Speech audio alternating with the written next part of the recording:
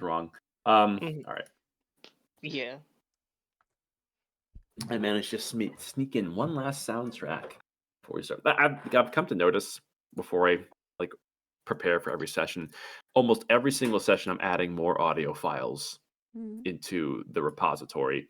The audio folder alone in the Desolate Creation directory is 1.2 gigs and rising every session. Jesus. Insane. It's a lot of fucking music. We like to jam. That's about right. Yeah. I'm my own DJ, man. Like I'm not gonna be like Bad Campaign and use the same 60-second loop for 4 hours straight for 10 sessions in a row. That was no. Anyways. Plotting suicide. God damn it! Give me something other than the potato thrower. You fucking bitch. What? Oh, while I've been waiting for all this to be set up, I've been playing Borderlands 4, trying to farm a weapon, but I keep getting this stupid fucking spud gun. I hear it. I played till like level 20 something and just haven't picked it back up. I'm like, it's cool, but there's no handsome Jack. Okay. Everyone ready? Handsome Jack. Yeah. Cool. All right. I think who it was. I think it was. It was either Shannon. Kyo or Amazon. I think. I'm pretty sure it was Shannon that did last recap, right? Yes, she did. Okay. Oh, maybe not. It was me. I'm sorry. Which is good because you're dying, so you got a break. Works out. All right, 1, 2, 3. Okay, so a 2 is a 6. Let's see. That's a 3. 1, 2. It's the Muda Master. Whenever you're ready, big guy. Shit. Okay. Last time on Desolate Creation, we found ourselves at the end of a busy day of wandering the fuck around Highshire, doing various teleporting hijinks, helping Dagny's brother. After coming back from the Druid's Grove and Nadira popping off in the negotiations, we found ourselves waiting for the benefactor, although in hindsight I kind of remember him popping up like that's probably when he showed up at the Silverhide estate and he came by to sort of like wag his finger at us. That might have been what that was. Quite possibly. Yeah. But regardless, we discovered a collection of ordning style runes carved into one of the tables, and after replicating the circle and having a little bit of a nudge from the benefactor himself, unknowingly, Cobweb found himself spirited away to the Undershire, to a particular hovel that a particular haunt of his in his past. And after clutching the 1v many, he essentially questioned whoever was still conscious, and after the biggest showed up and basically filled him in on why exactly he was snatched through space and time. Around this time, the party arrived and reconvened in the sort of lair that they found themselves in. And essentially, the benefactor was interested in souping up the, I guess, Abyssalith fragment sort of wedged in Cobweb's brain, and basically presented us with the twitching, still barely alive body of Corral, I think. Corral. Yep. Yeah. I know names. Got it. He, after making physical contact, he essentially absorbed him into the lifeblood energy already pulsing through them, and he sort of rejoined the tide I guess. Hmm. And yeah, the boss promised us a quick way out of Highshire via teleportation, and we find ourselves back at the Silverhide estate. Seemingly no worse for wear. Hmm. Haven't had a moment to properly look around, but exiting back out of the teleportation circle of the ordning, it does seem as it was. Very well said, Muda. You Your volume continues to be low. I got you at 200%. I can hear you. It's manageable, but yeah, it'll do. It's serviceable. Sorry, guys. No, you're good. It's fine. You're so big, your muscles are talking louder than your voice. Yeah. Don't worry. One of these days, I'm gonna do a full update on my setup. It's gonna be swank. I can Yeah. help you, man. Just let me know. Right on. All right. In any case, oh yeah, I should tab over to the D&D sound effects because they're cool. With everyone having come back through the portal, there is a green flash as the teleportation circle, complimentary of the ordning, takes everyone back to the Silverhide estate. Among the party, there were talks to rendezvous with Valentera outside of the Beardlock Brewery as a ritual was in place to further ward it through druidic means. But ultimately, as everyone steps back into the open space within the quiet Silverhide residence, this was quite a small teleportation circle, so it was a real tight fit. You find that the quiet house is yours once again, with the rhythmic thud of each step being taken by the awakened trees outside, still about their business. It seems like the benefactor had no trouble slipping past their gaze, but with them being trees, perhaps they're not the most receptive. But still, you're all free to act as you see fit. Well, before we head over towards Valentera, I'm just gonna do one quick walkthrough through the house, see if anything has changed. Okay. Is the music volume okay before I Yeah, it's do good. anything else? Okay. Fine by me.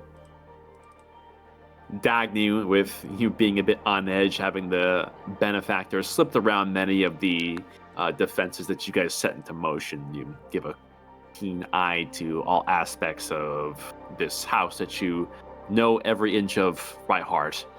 And after a few minutes of skulking about, you're pretty confident that there's no changes that were made.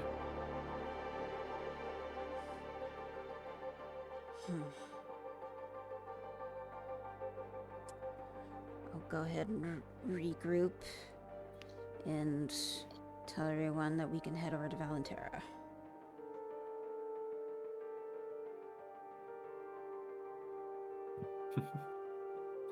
Alrighty. Sounds like a plan. As you come through, by the way, Cobweb, you notice that Tin Pawn, upon coming through, had been waiting nearby, frantically unsure what to do with himself. You saw that as you rediscovered him. He was holding a book. It looks like he was attempting to absorb literature fruitlessly. And of course, the book, he was, holding it upside down, and it looks like he ripped up a couple pages accidentally, not quite sure how to work it, but he's got spirit. Damn, son, don't rip it. That's an original right there. He What- sort of what- flips the book around. Like, what book did he rip up? Like, Oh, Well, he pulled one off the shelf. Let's see. oh shit. 81. Please be the racist goblin book. Please be the racist goblin book. Oh, it's just he's looking at like a picture book that has like a bunch of memories from Dagny's childhood and everything. Yeah. Dagny's ma teaching my boy wrong. You look at the now scratched up cover, and it reads From Ghouls to Ghosts. And the book is chaotic and hard to understand, written in a older dialect that makes it something of a slow read. It looks like Tin Pawn had selected a higher difficulty of reading level. Contained within are studies of a powerful necromancer on how interplanar travel might theoretically be used to achieve functional immortality, but there's a good chunk of pages which are now shredded onto the floorboards. And why would you do that? That's not even your property. Oh, he doesn't understand property. Come on. Look at him. He's innocent. Do I really need to go into the semantics of this right now, Cobweb? Tenpenny, that was very not cool. Mm-hmm, that's You what I look at- thought. Look at Tenpenny as he slinks into his shoulders. Cobweb sort of reaches behind his back and gives him a fist bump. Did I see that? No, you didn't. All right. Anyway, we were going to go see Valentera. It seems like that's the agreed course of action with everyone. Danny gives Cobweb the stink Yep. eye as she heads towards the door. Oh, I'm in the shit house. All right. And with everyone seemingly concluded in the next course of action, you all set out, heading outside to look upwards at the somewhat dimmed sun through the thickness of the fog and glowing green embers still rolling across High Shire, emanating from the stillborn moon at the far side. You can based on the position of the sun, it is now getting into mid-afternoon. So you should have a good couple hours of sunlight remaining. Plenty of time to get back to the Beardlock Brewery and then some. Alright. All right. Mhm. Beep. Boop. And with that, you leave the marching sentry of the awakened trees and are bound back towards the Beardlock Brewery. It's about a 40-minute trek, keeping pace. Given that you know where this place is, it's a little bit quicker to navigate as you take a quick shortcut, go through some ruined homes across the way, cutting through what looked like foundation of what used to be homesteads to save a little bit of time. And heading through this misty, ember-filled, slowly being rebuilt kingdom, Erithal, with your high passive, you cut through one of these ruined homesteads, and looking about, you can see that there were plenty of signs of everyday life that are crushed beneath rubble of splintered planks and cobblestone turned to nothing more than fragments, burying family history in the rubble for whoever lived in these homes. And you hear a weird crunch as you take a step through it and look down, and you can see that you had just stepped on a idol of Zula, a holy symbol. You can see that it is a depiction of Zula in something of a posture of prayer, and she is backed by the silhouette of the Prayer of Commandments. Damn, that's crazy. Steps on her again. Oh man, I missed that. Oh, shit! Paying little respect to the object of worship of your family, still upheld by your father, you press onwards, giving it little All of his regard. clerical powers just disappear. Fair. Well, I mean, to him, Zula, the current imagery that is most popular in Highshire, is imagery of a false. Yeah. You know? Yeah. There you go. Oh yeah, no, I just thought it would be funny. Man, we're gonna have to find out if we can actually get to people about that too. How we're gonna approach that. That's a later issue. I don't know. I still think replacing Zula is a good option. Hmm. I'm just saying. Maybe. I don't know. Right now, what Highshire seems to really need is a lot more unity than decisiveness. Yeah. Not decisive, divisiveness. Yeah, but the grand overarching sort of cry for help that I'm sort of hearing from the common folk at least is we need somebody to fucking do something already. Jesus. I mean, Cuz they're stuck. Everyone's stun locked, you know. yeah. Someone's got to come in and shake the shit up. Well, I have an idea of how to, as you say, shake shit up. But that is, I think we should figure out what's happening at the Grove before I solidify this idea. No, that's fair. That's fair, yeah. All right. And forward you all continue.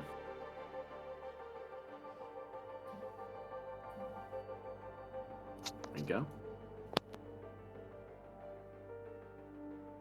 Continuing forward over the course of the 40-minute trek, off in the distance of where you know the Beardlock Brewery to be, you notice a curious sight among the mist and fog that has been swirling about.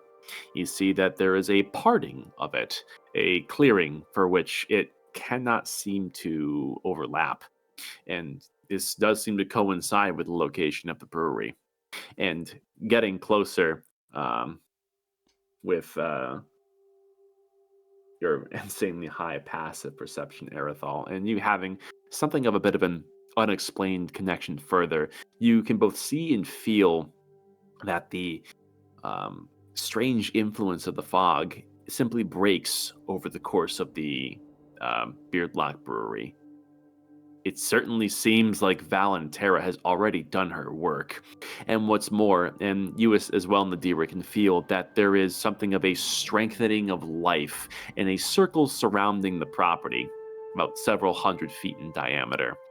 And looking to it, the two of you especially can both see and feel that there are these sproutling trees that are jutting out of the ground with these deep green sprouting leaves that are slowly beginning to unfurl in real time, with a faint radiant glimmer to the leaves as they slowly move.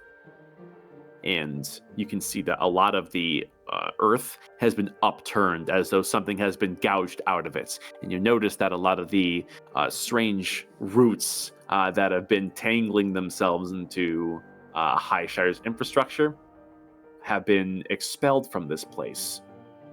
You did see that they were slowly beginning to penetrate into the brewery, and it seems that is no longer the case.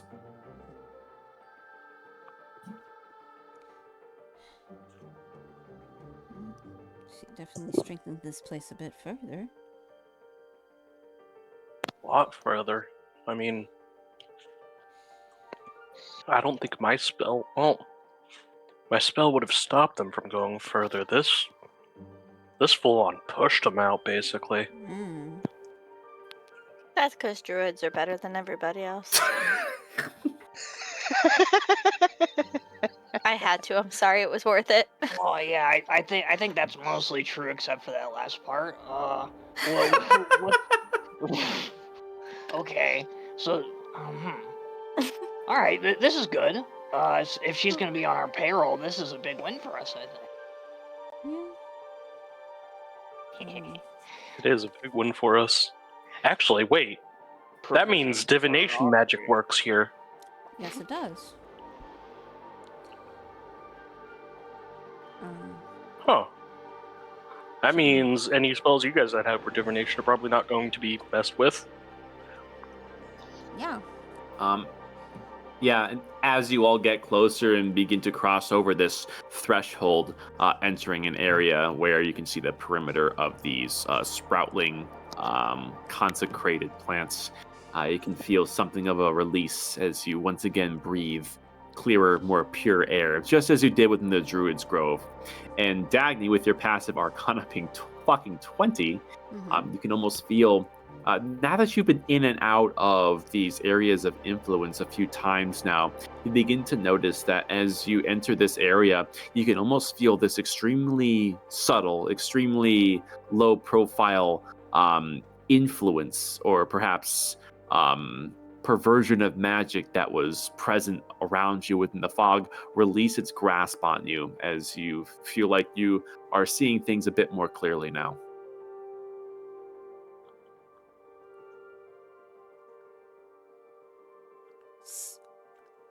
Okay. Oh shit.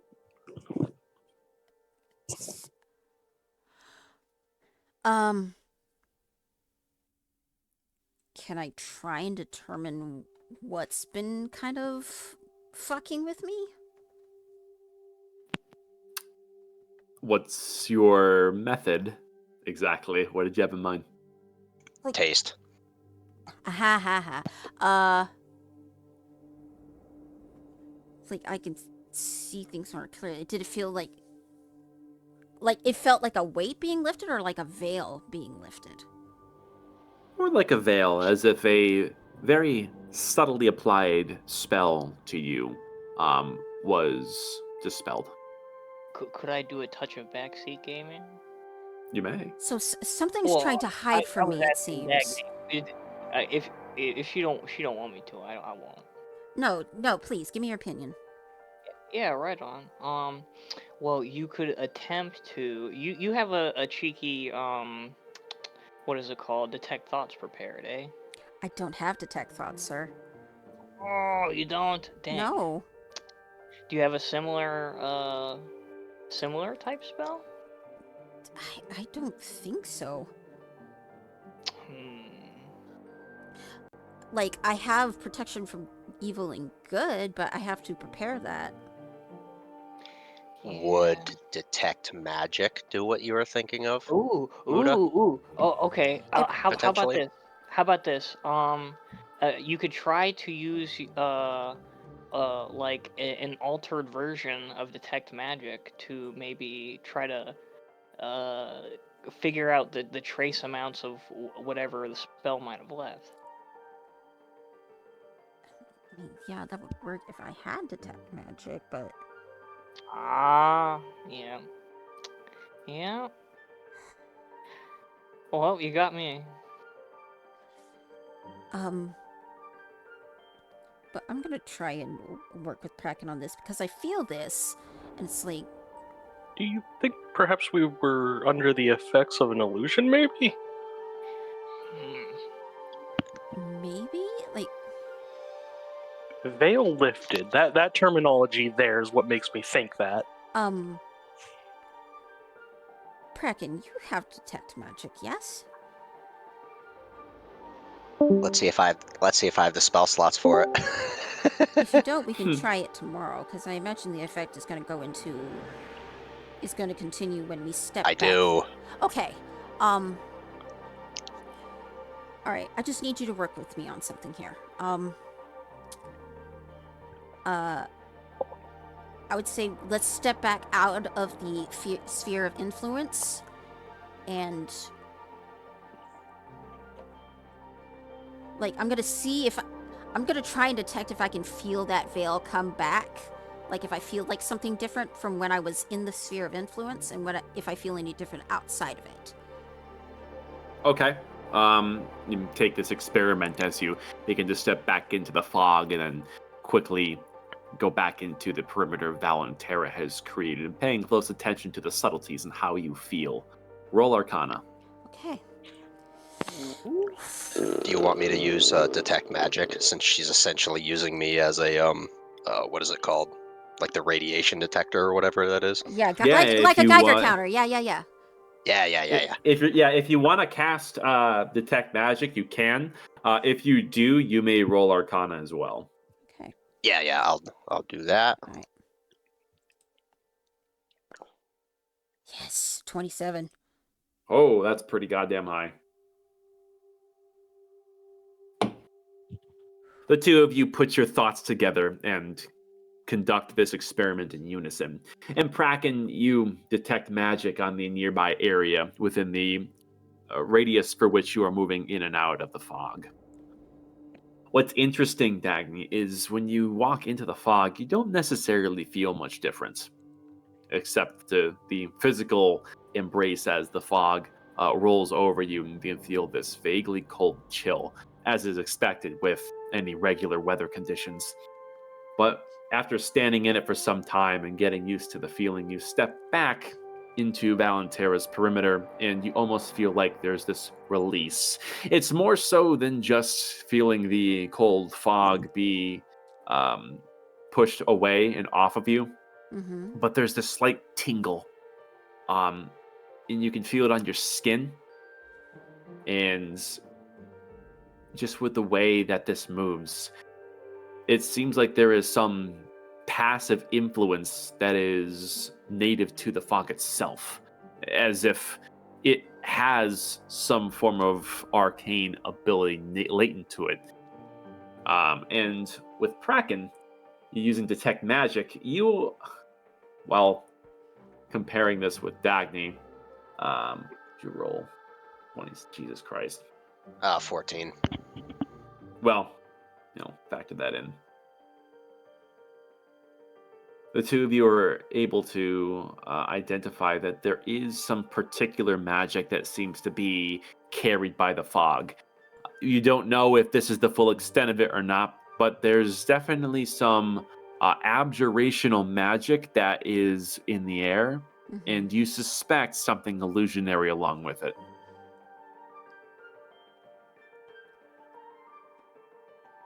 Okay. It sounds like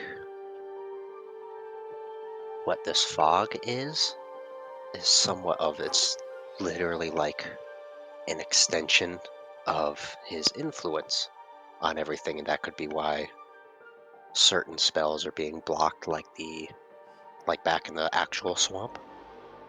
It was like being blocked by that. So it's like some sort of like sphere of influence. I mean, the abjuration would account for that. That doesn't explain the illusion magic, though. I mean, that could be the fog in and of itself, and it's using the fog to hide whatever other magical So that would properties he's using. mean maybe we're not affected by the illusion of whatever he's doing. It could be that too, yeah. I wonder. What would he need to hide? I mean, based on he's like corrupting plant life. The only thing I can think of, it's like it's kind of a weird idea, but like he's pollinating, sending out like little bits of, I don't know, like flakes of magic or something like that, and it's infecting the dead roots and stuff that's just out here. Maybe. But if that's the case, why does it seem like life is still just barely flourishing in the sphere of his influence? Because Sinadrea isn't dumb enough to improve the place enough to where we don't need him. He's trying to make himself indispensable. Essentially, the more people he can convince to tolerate his existence here, it's a better shot he has of being a permanent sort of fixture. It could also be like he's trying to slowly roll out these changes rather than just doing it immediately. It's like putting like another coin in a basket and getting used to the weight, and you just keep adding coins, get used to it, and so on and so forth until you have a full basket. You had something, Kyo? You said this green fog went into swamp, right? Or when did we start experiencing it, basically, is what I'm asking. This fog, you've noticed, has been blanketed over Highshire and is native to, it seems to be coming from the Stillborn Moon.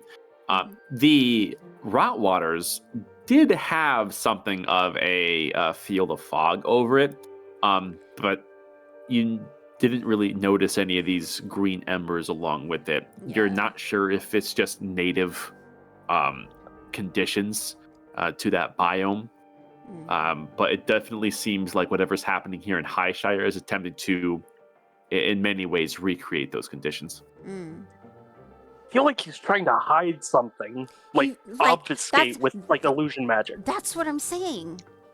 That's Well- being said, then I want to try something here, and Beam, can I cast this? Just What you level 9 dispel magic. Ooh, what do we got? I've never seen this before. Oh, that's cool. I've never seen this before.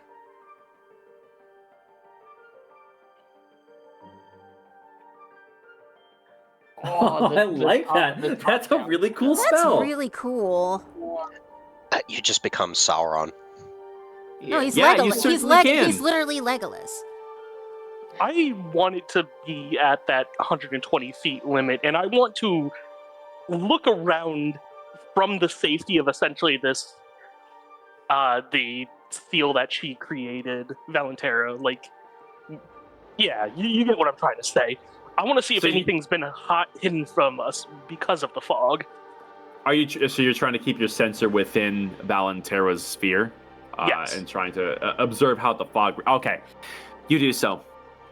You, with some verbal and somatic components, you project your eyesight into a sensor, which is with a huff of magic, excuse me, willed into existence.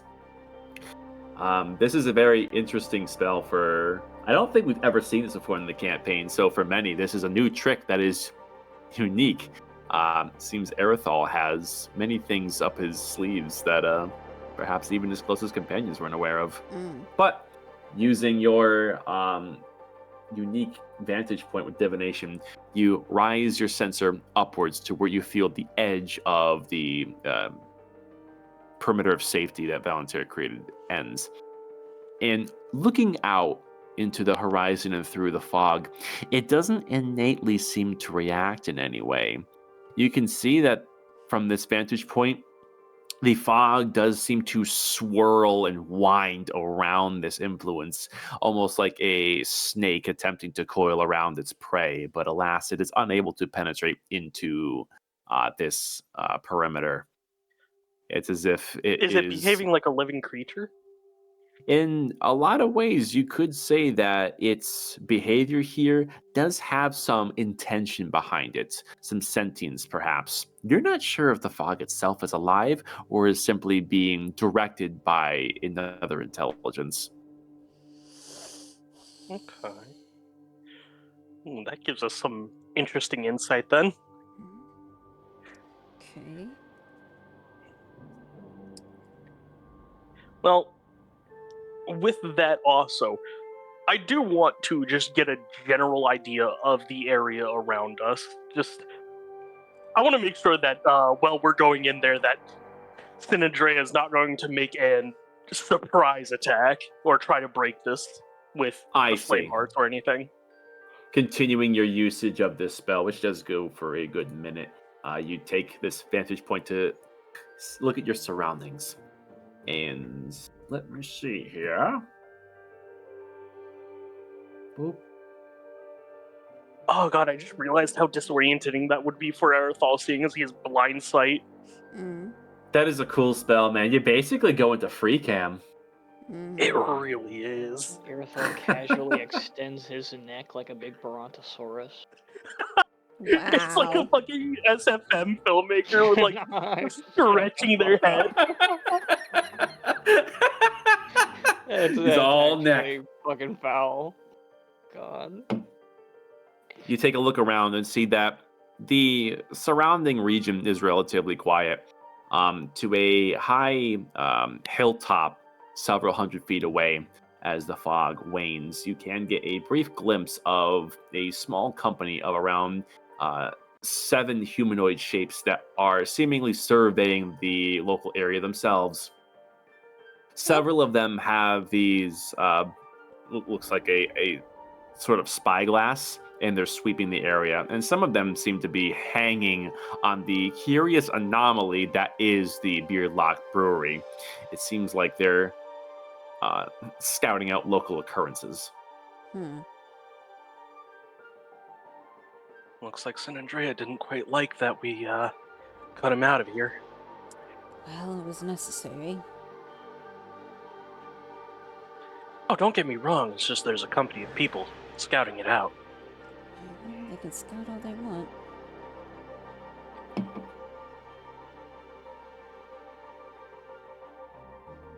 Well, with that being said, should we check out what's happening inside?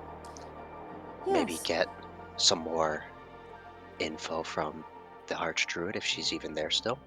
I don't see why not. Let's go. All right. Heading inside, are we? Yep. Oh boy. Hope he doesn't shoot us with the crossbow this time. One moment.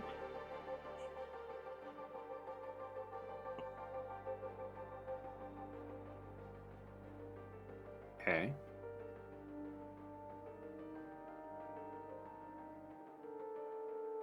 You open the heavy metallic double doors of this dwarven brewery to once again be welcomed by its warmth.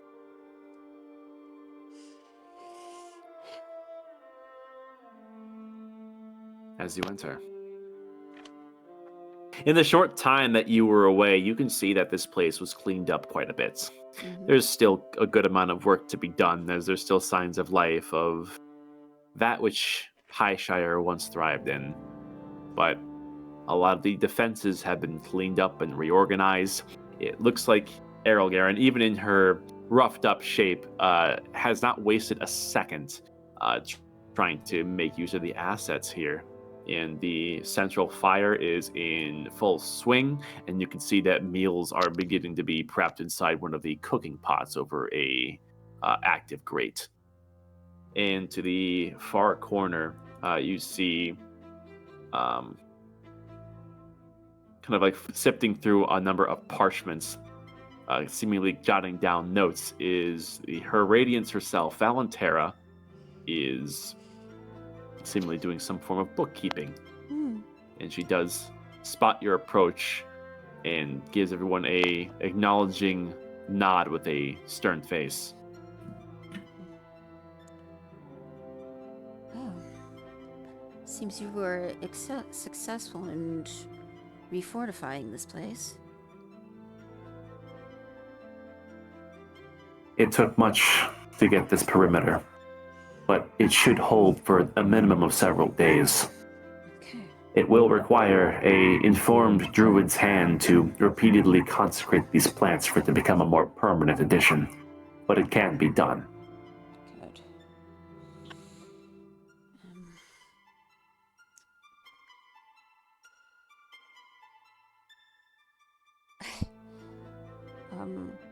Sure, Errol Garen is probably a little bit ecstatic about all we've done, so...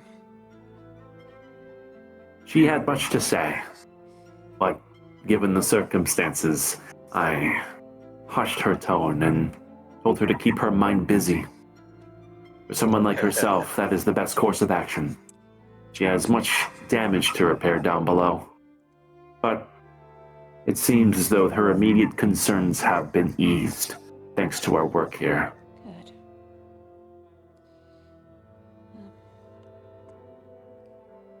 It's good. Could use as many allies as we can get. Yes.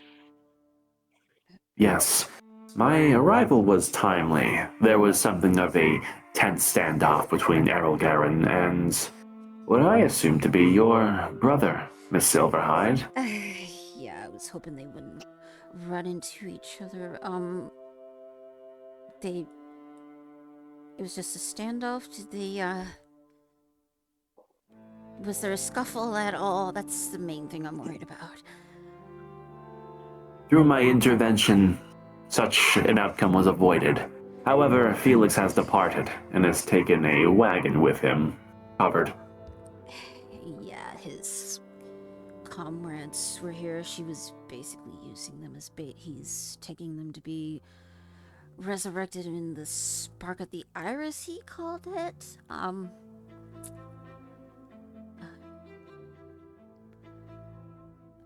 Troubling. Yeah, At least it'll keep him from prying from whatever we're trying to do here Yeah, but for the time being. at least the two of them just didn't try to kill each other once again. I get why he's justified, but at the same time, we need to come together for a different issue. But we'll get to that later. Errol Garen is downstairs, you said? Yes, she is hard at work, as I instructed her. Okay. It seems that she is insistent on keeping this place protected and allowing few in here.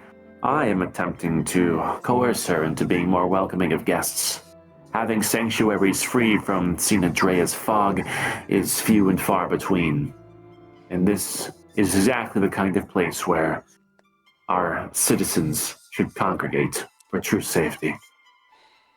Yes, she's been... Unfortunately, it's also a prime target for Sinadrea, Yeah, based on what we've learned. yeah, there are a couple that are scouting the place. They're a far distance away, but they're keeping watch over it.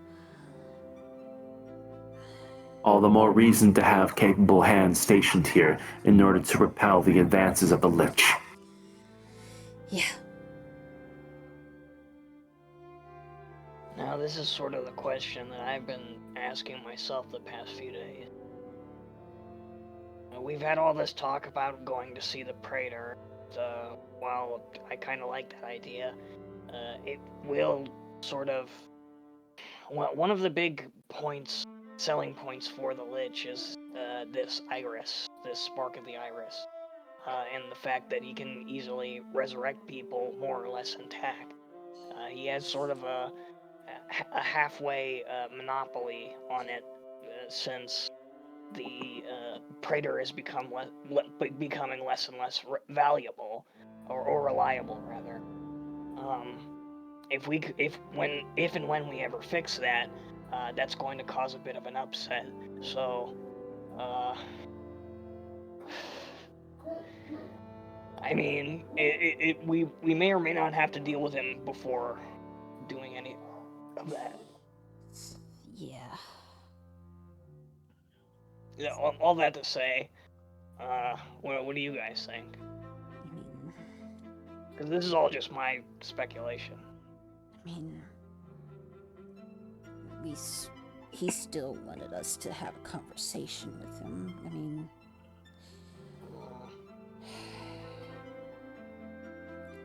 And I really don't want to leave his request unanswered with the threat of Highshire in the balance. I think it's safe to assume that this Lich, if not already aware of your presence, will be very soon. Yeah, about that. Shortly after you left, he sent us a message. While you were still in the Grove? Yeah. How troubling. Yeah, I think it's only people he knows of, too, because... Bracken, you said you weren't affected? I did not get any such message. No, he has no knowledge of Kraken whatsoever. It would only be natural. You are an Auroran. Oh, don't This say it so loud. could work to your benefit if you choose your cards carefully. Yeah, we were thinking that. We just weren't sure how to go about it. Well, I guess that kind of leads into my idea that I was thinking of on the way up here. Yeah. And it kind of involves, so I've been calling them wanted posters, but they were more missing in action, correct? They weren't like wanted dead or alive. The Inquisition kept those posters vague for a reason. Assuming Sinadrea is aware of your return and seeing as the citizens have seen you as well, it will only be a matter of time before they come after you too. And while it may not necessarily be that you are wanted criminals, I can imagine you will be detained all the same, Miss One. You should choose your approach to the High Capital very carefully. I only have so much jurisdiction over the rate of capture that they will be set upon you. I would imagine Well, so. I guess, like I said, this kind of leads into my idea, which is to essentially do neither. We stay the course to our original idea, which is to go to the Praetor. We do not answer his summons, and we only reveal ourselves, or in this case, yourselves, to the general public at the Praetor. Instead of taking inaction, we technically take. Inaction is still an action, but we choose neither side, and instead force everybody else to move. That will hinder already laid plans. It'll make them. It essentially throws a wrench in everything while still technically keeping us on the up and up. At this point, we are at a war of the public perception. We have 3 different factions, and picking a side at this point is incredibly stupid. So we essentially force everybody else to pick a side, because now you are all back. You know, He's not that wrong. doesn't. Yeah, that's a good idea. Holy shit. I never thought to think of that. I've always been about. My mentality has always been about choosing sides. To create a side of my own, it's never been an option.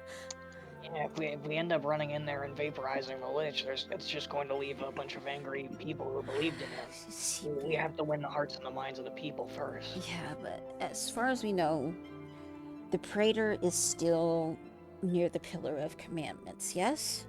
That's what we were told? If you're attempting to take the Praetor of Perseverance for yourselves, this not will... take it, but...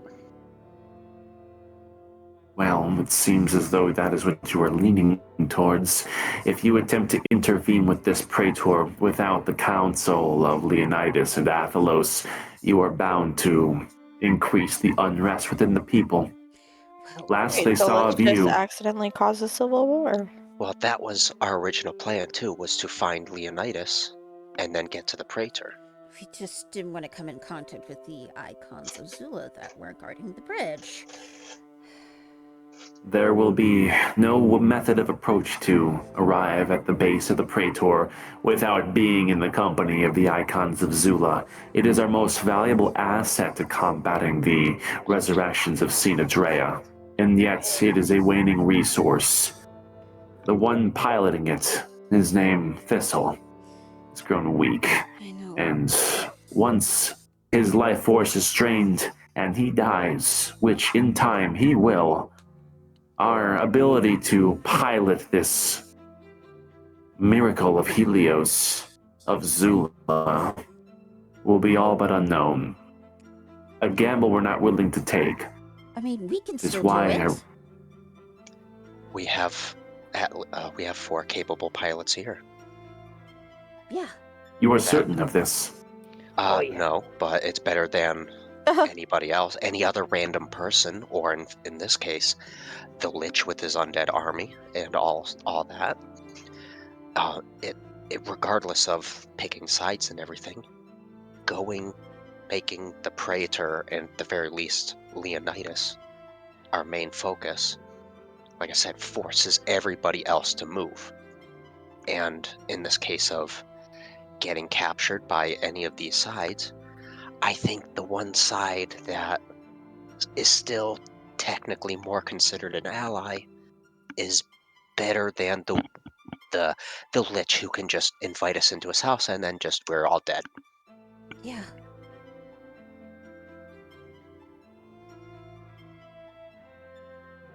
I am not certain that waltzing into this moon will result in your deaths inherently.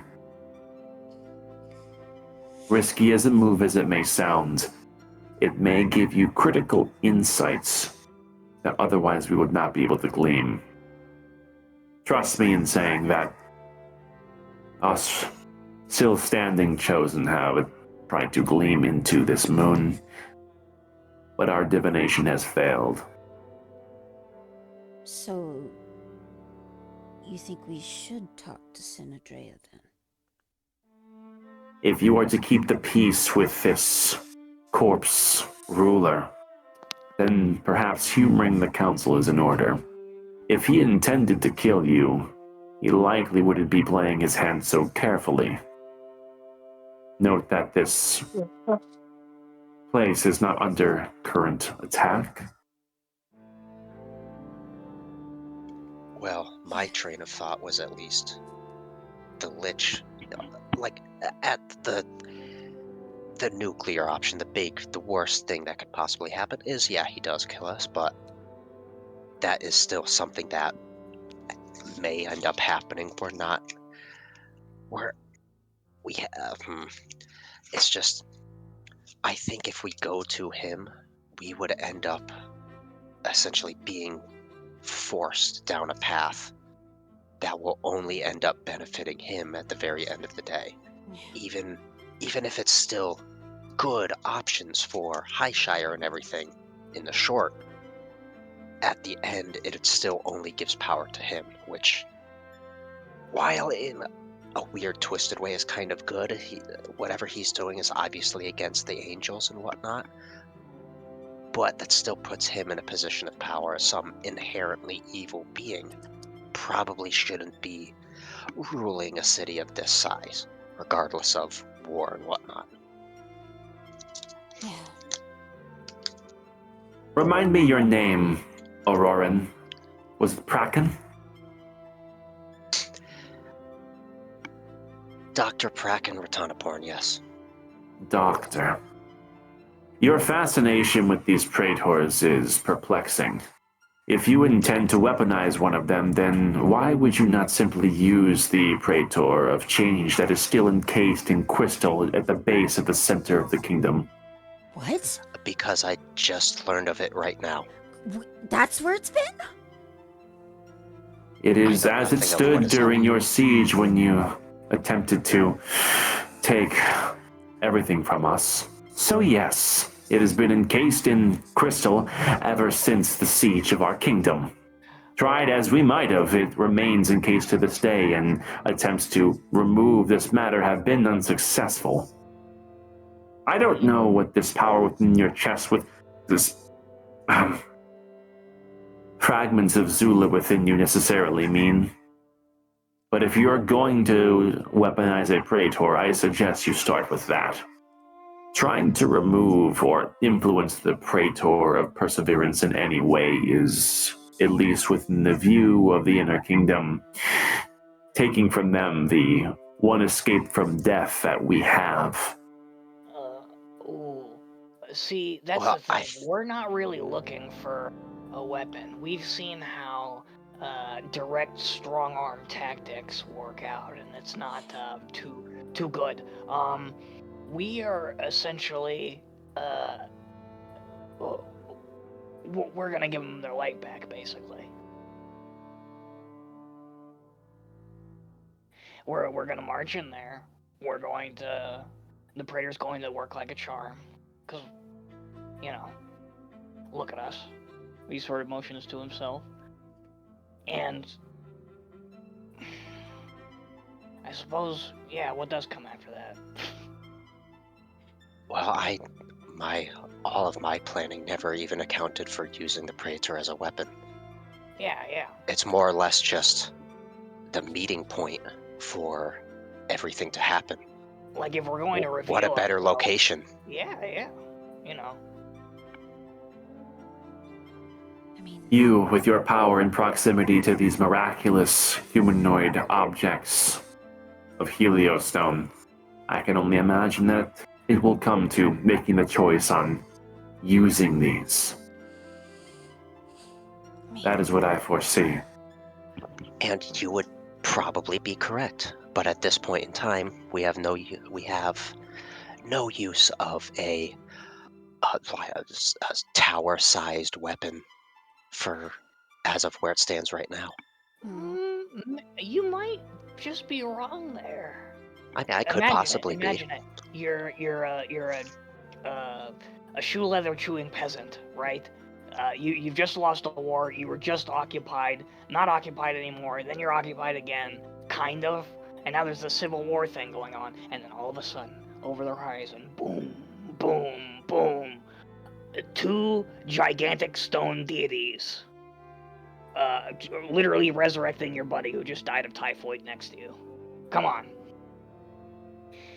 Well, Tell me- Awfully theatric. I mean, Yeah, that's, well. like I said, I don't intend to use them as weapons, but you are correct. Using them as essentially symbols, resurrection, and all the secondary features that these things possess that I literally know nothing of. I mean, it's just the focal point, the meeting place, just the idea of they are back, they are here, they are at the Praetor. The public perception will win the war at the end. Mm. It'll get people to swap sides, change, or just in general, just believe again in. And I gesture to I step back and I kind of do a forward-leaning bow and gesture to you four that the heroes are back. Yeah.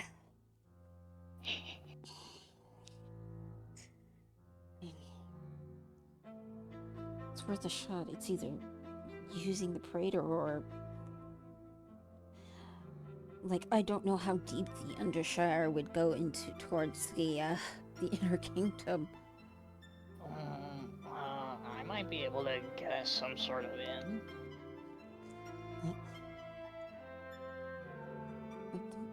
Like, essentially my main goal is to try and talk to Leonidas at this point. At the very least, yes, even if we don't directly go to the Praetor, talking to this Leonidas guy with all the importance you've given him is definitely should be a priority, especially since it sounded like he's pretty much in the middle of a mini revolution of sorts or whatever's happening. And treating the Praetor a change. It might give us an edge. In getting an audience with him, at least.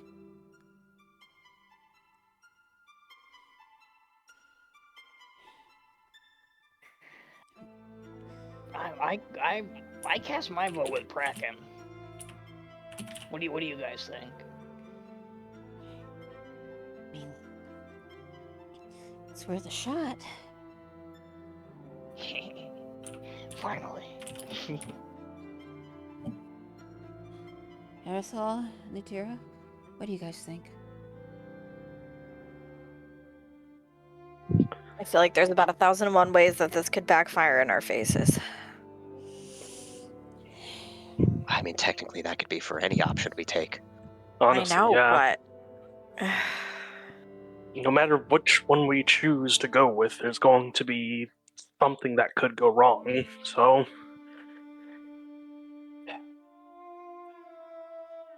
we give it our all for this idea, I guess. but it's not necessarily even the what could go wrong, it's the who's going to be affected by what goes wrong. Yeah. Well, with stakes like these, everyone. Yeah. Well, and I mean, our lives are practically forfeit when we use these freaking powers anyway, but are we really ready to do that to a bunch of other people who don't even know it's coming, possibly? Well, you know, it's the game we're playing. Nobody ever asked them if they wanted to play. Isn't that just the beauty of it? He sort of spreads his arms. I mean, You're a little fucked up. Yeah. yeah.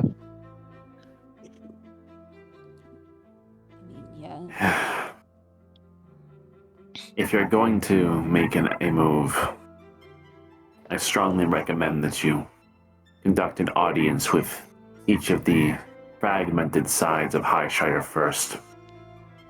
For if you were to risk action without understanding your adversaries, you'll be putting yourself at a disadvantage. How you do that is ultimately up to you. But prioritizing on this Praetor is very risky. Well, and about that, we kind of already have an in with that, the new shiny team or whatever that Erethal's father is currently, at the very least, working with. I don't know if he's giving direct orders to, The Grave or Wardens? is some sort of leader. The Grave Wardens are under the jurisdiction of Leonidas. then yeah, well, we should probably, out of any of them, go to them first. Yeah, you nearly forgot Find about some them. other leader. Yeah. And if you do have any sort of established dialogue with them, it is likely have made its way up the chain of command by now. You are undoubtedly being sought after by multiple parties. Yeah. Long story short, the Inquisition already knows we're here. Yeah.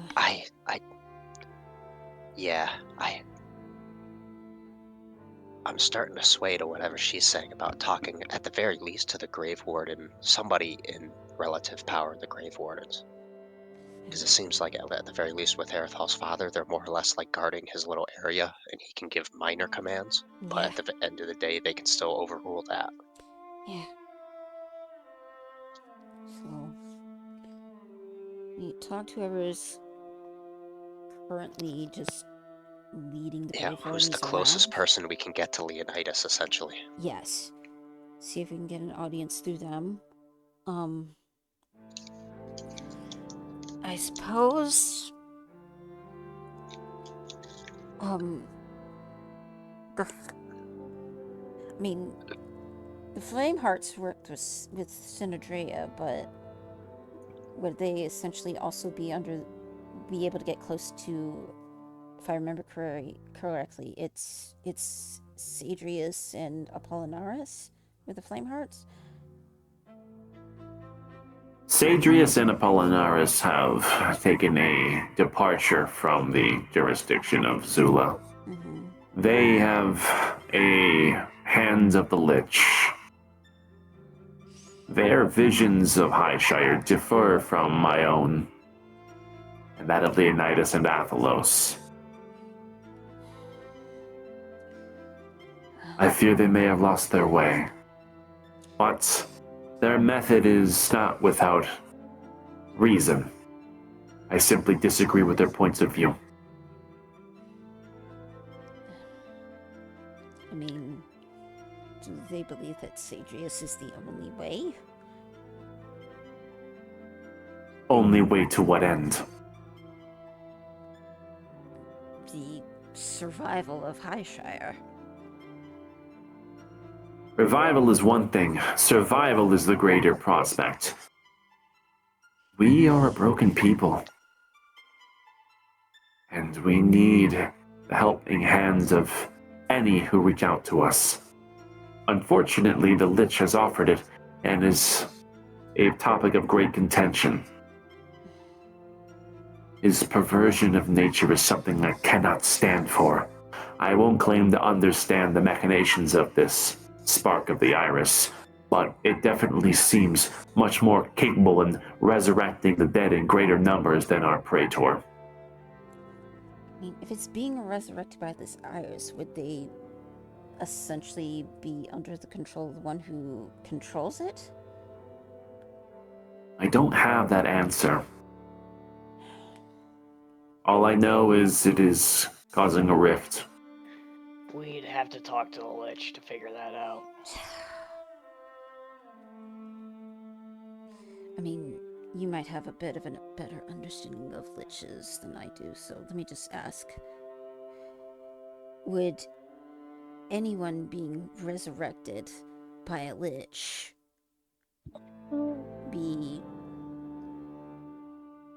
be under whatever influence and under whatever beliefs the lich has? Valentera furrows her brow for a moment, lost in thought, and then looks at you, making sharp eye contact. This is why I would recommend at least hearing the creature out to better understand its motivations. I personally do not know. I'm inclined to believe that there may be something about his methods that affects people in some way, but I can't be certain. What I can say is, those that have gone through this process denounce Zula. And it seems as though that is not inherently an evil trait, given the five of you have no problem doing it without ever touching this iris. Yeah. So if you're going to make a judgment call on their states of mind, I suggest you avoid judgment until you know more. Right. The power that you carry in your chest is extraordinary. I don't think the Lich would just simply extinguish it. There is more to all of this. Right. Yeah, What? as a matter of fact, you are right. The order of operations, as I see it, is we should probably see the Lich first. He's less likely to tie us up in interrogations. He'd probably want a personal audience and pretty much nothing more. Then we'd have pretty much all the time in the world to get into contact with what's left of the Inquisition proper. Right. So, Does that sound okay to you guys? seems like a plan. I suspect on how this Lich views your response to his invitation is going to be very telling for his gauge on you.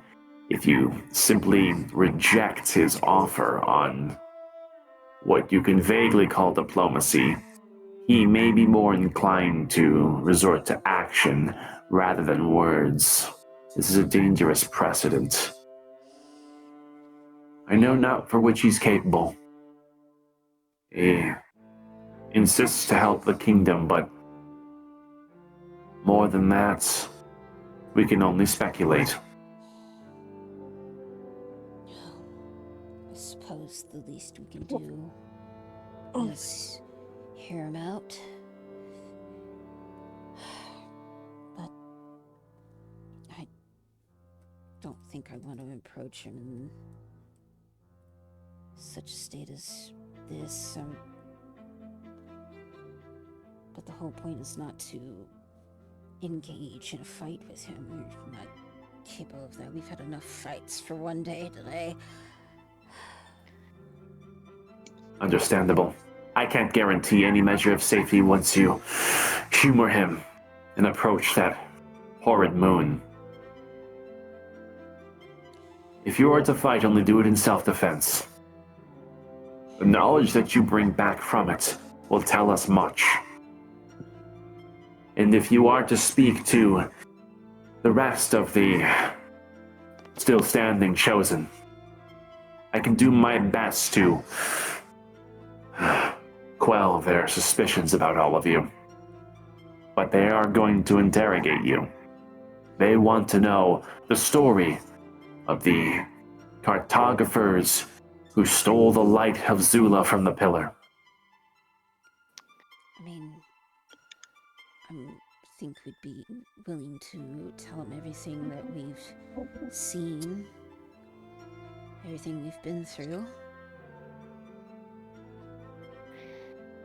Yeah. This knowledge that you carry contains great weight. Make no mistake on that silver hide. Your words haunt me even now. I feel like if we're going to go in somewhat of an order of operations for talking to the leaders, I think whoever the last remnants of the Inquisition should be the last people we talk to. Because obviously it seems like you all would like to talk to the Lich first, which I guess technically makes the most sense. And then we would, depending on, I guess, where Leonidas is or his last known location, go to him immediately after, or maybe not immediately, but at least next. And then You will just find him inside the pillar. How near is the pillar to wherever where did he say to the Lich So the pillar of to meet you? the pillar of commandments is in the center of the kingdom, and of course the silver moon is to the far north, just outside the kingdom's walls. Yes. Mhm. Oh. Yeah, I was asking in character, but yeah, that works too. You would know this, being an Auroran. I was never in combat shit. Yes, but I mean, information in High Shire was widespread. Yes. Oh, okay. Well, We saw a map one time. Pretty much. That's the way I see it. Right on. But Oh, if I guess where is the last bastion of the Inquisition? Where are they located? Or at the very least, just a general area. I mean, the It is the Inquisition. same place it has always been, within the Hall of the Inquisition, beside the Radiant Pillar. Yeah. So that means it sounds like we'll Lich and then essentially both just the rest, I mean, depending on who we really see first, I guess. of course, that leaves the issue of dodging the Inquisition as we get to the Stillborn Moon. They're Yeah. kind of way in our way. So. I don't think we should ask for help from the Flamehearts or like Dagny's brother, because I think regardless of whatever, if we do encounter the Inquisition and we're essentially being escorted, that's not a good look. Yeah, no. My brother Unless uses- we immediately say when we see them, "Oh my God, they're here! Finally, save us!" I mean, yeah, I think it's best to leave Felix a bit out of it for now, but I've at least planted a seed of doubt into how Sinidrata is, doing air quotes, helping us. I mean, it sounds like you didn't put a seed. You kind of just were like, yeah, everything's changed and you're all kind of fucked up now. Yeah. He's having a little, a very, very early midlife crisis, exponential out-of-body experience. I mean, this has essentially been his life for, I'm gonna guess, the last few months since the last time we were here during this retake, the reclamation.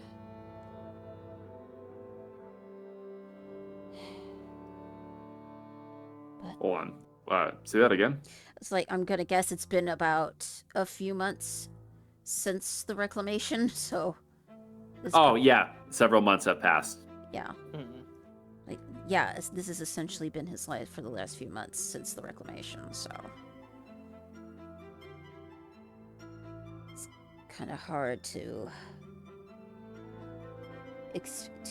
adapt to another change after being so used to another.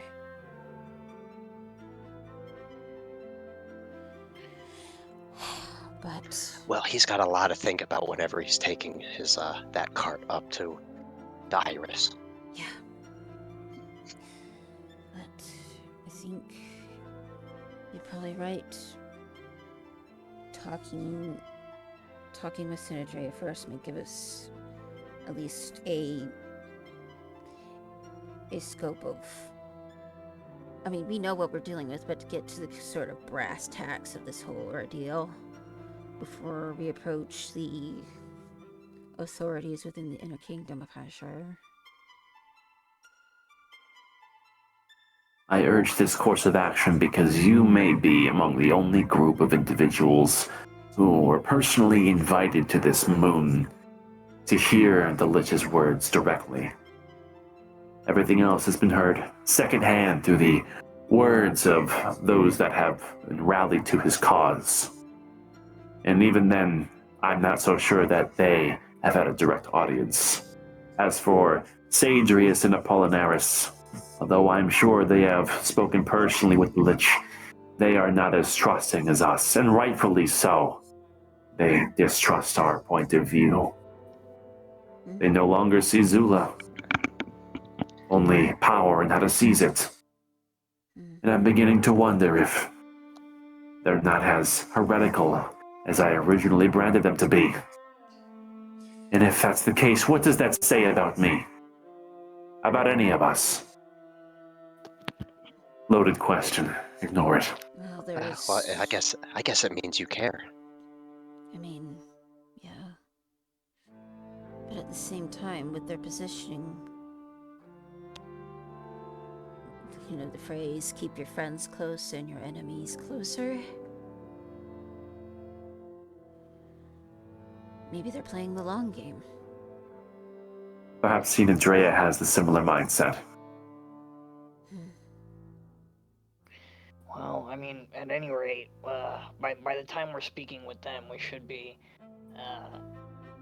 within a short enough distance of the Praetor to maybe change a couple minds. Maybe. Well, All right. I think that gives us a little something to sleep on, because it seems like that's what you all wish to do before we even talk to the Lich.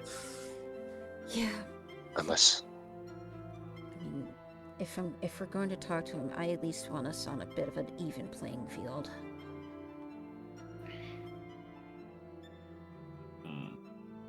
All right, we're gonna take a hard pause right here because I really fucking have to pee and I can't hold it anymore. Fair. So let's take our 15-minute break right here. I'll give you a chance to kind of think things over. Yep. Alrighty, reconvene at 9:12-ish.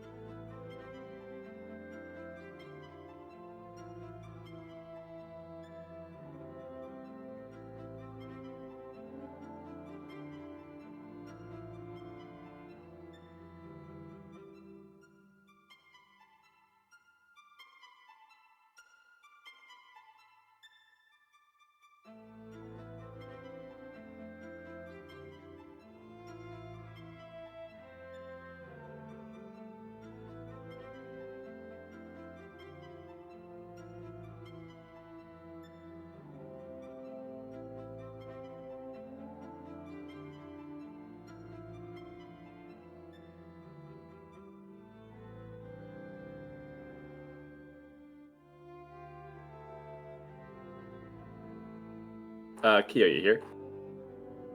Yeah, what's up? Could you remind me what spell you cast on the Beerlock Brewery? Was it Private Sanctum or was it Temple of the Gods? Temple of the Gods.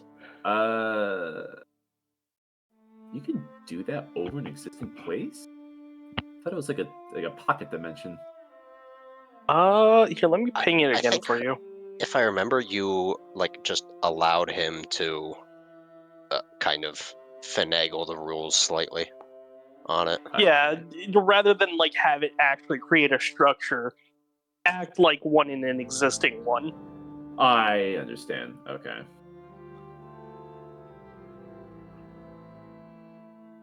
Because if you're gonna rest in here, I think that comes into play in some way. Well, I What think does it it would do go for away us? in the middle of It's resting. 24-hour long spell. Yeah. It's just kind of wild. Oh, never mind. We can't be. I don't think anything can see us in there, divine wise. Let me read it. Nothing physically can pass through.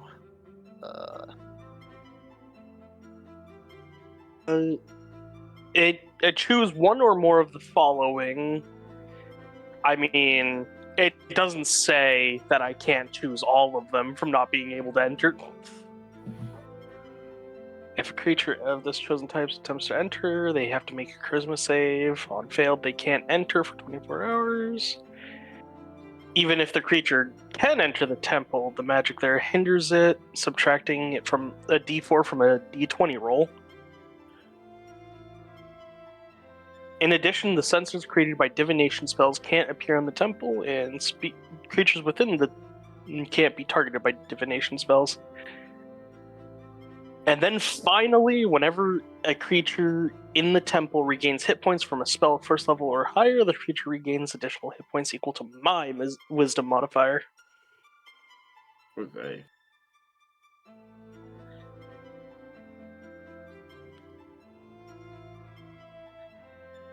Oh, and it blocks ethereal travel. Ethereal. Uh, Is it yeah. ethereal plane? It's Yeah, it it's extends like into the ethereal plane. I Yeah. understand. it's basically like Minecraft, and you use another portal to travel halfway across the world. My spell goes, no, no, no.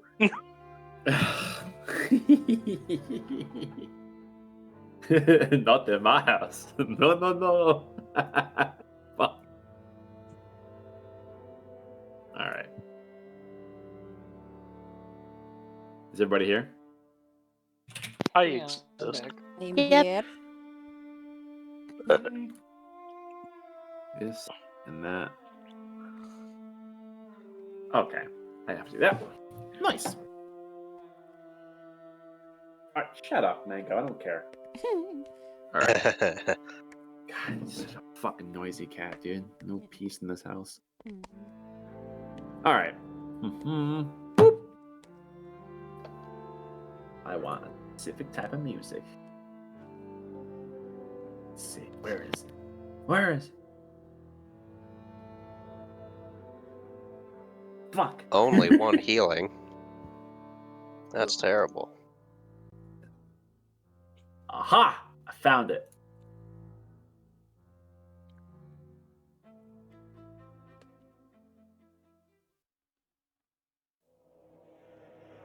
Picking things up where we had last left off.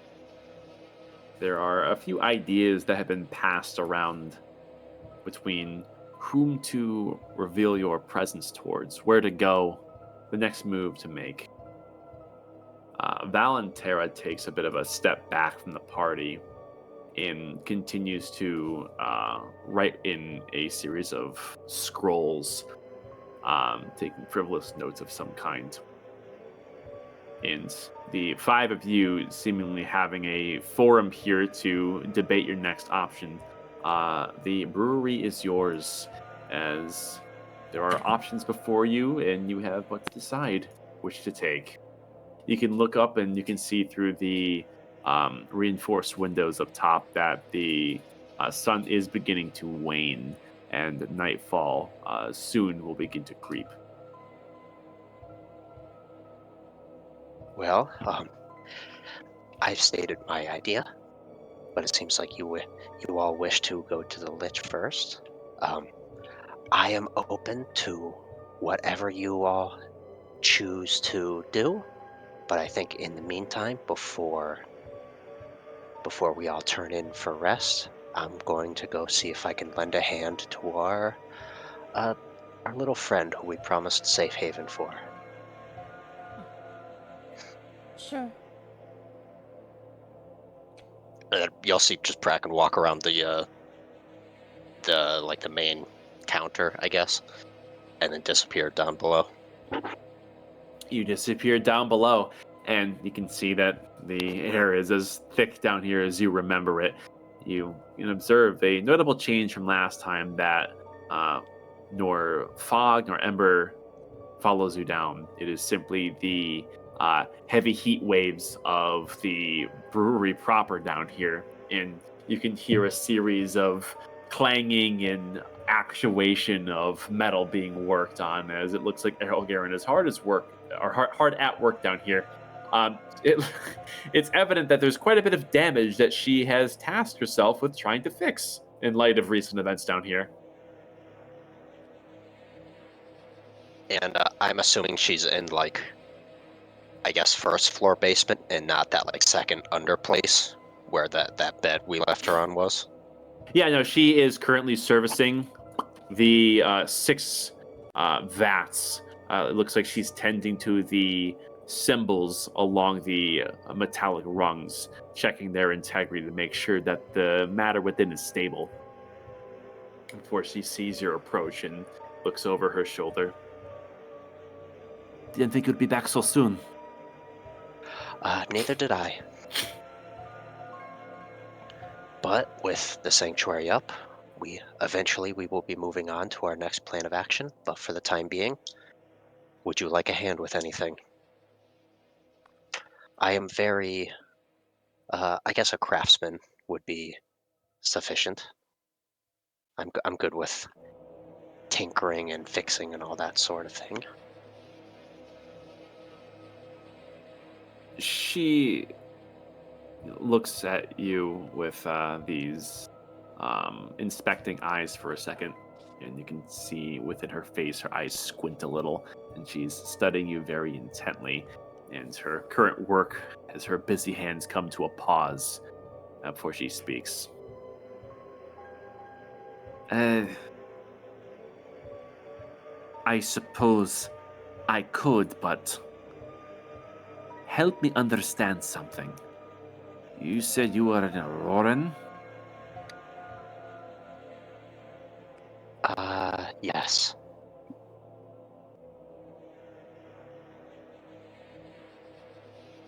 Why help me? Because if nobody helps each other, this world will fall to whatever ruin the angels deem, and that seems like a total annihilation of all living, at least humanoids. And what your puppets did for 6 months was helping how? Well, I had no control of that. I'm just a doctor. I'm not some man of the military giving out orders. I helped. I guess we're just just the random population. If they needed a new limb, I made them a new limb. And then when I wasn't doing that, I took place in my favorite pastime hobby of boxing up until I lost my legs. So if you're a defector, why haven't any of the Aurorans like you, assuming there are more, come to Highshire until now? Well, I guess that's more of a question for any of the higher up military, but from what my understanding is, only the king had access to whatever transportation needed to go from where we were to where here is. I didn't even know that we had, I didn't even know we could personally travel. I thought the only way was sending out the avatars.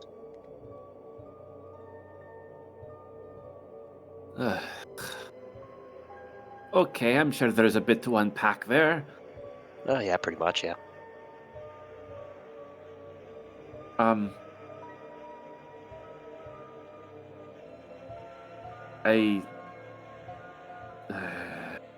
You can tell that she is a little conflicted on what to make of you. Why don't you just go ahead and make a general persuasion roll?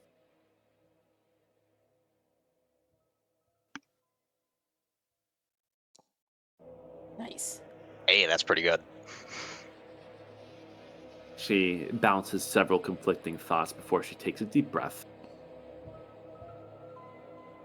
All right, Auroran. If you want to make yourself useful, the sealant on a lot of these pipes has come loose. They need to be sealed watertight, and they need to be treated with the special oil as to prevent any magical runoff. Think you can handle that? Yes, just let me get my things. And I guess she just sees Prack and just that weird looking thing where he walks through the armor like he's T-1000 or whatever. Right. and shrinks like a whole foot. Uh-huh. Because his armor's 6 foot and he's 5'5" or whatever. Fair. And he reaches through his bags and pulls on some well-worn leather gloves and throws on an apron, a big, thick leather worker's apron. It's got all sorts of handprints on it and all the names of his siblings that look like they've been painted on by children and everything. Oh my god. And yeah, just literally grabs out I guess in this case it'll be his what is it? It's that fancy tool. Where is it in my stuff? The all-purpose tool, and I flips see. to whatever he's gonna apparently need, and just go right to work with whatever she's doing. Man's Whatever got a she fucking asked him to do. Leatherman in his pocket trying to get to work. Errol Well, it Garen, just transforms into all the tools he needs just immediately. you see that her eyes widen with wonder, seeing your actuation just park your armor in place and work with these fancy tools. And she's a little slack-jawed before she kind of shakes out of it after a second later, hoping you didn't see that. After you're done with those pipes, if I were to hand you some spare parts, a few loose vambrances, do you think you could whip up a suit of armor that's kind of like yours? That would really help me. Unfortunately, the means that I made this armor, I essentially had. Well, it's a long story. And then he goes into just, I guess it's like fades out back to the main group where he just goes and explains like the weird book portal and all that bullshit and how he had the old armor and essentially was just like, magic change. And then just, back to like the main group. She, in the entirety of this time, has this wide-eyed, like kind of almost incredulous but curious look. There's that same mixture of strong emotions where she's a little bit standoffish with you, but the methods you talk about are piquing her curiosity and it's kind of like challenging her beliefs on what Aurorans are as you go on your rants. Meanwhile, with everyone else upstairs, your actions?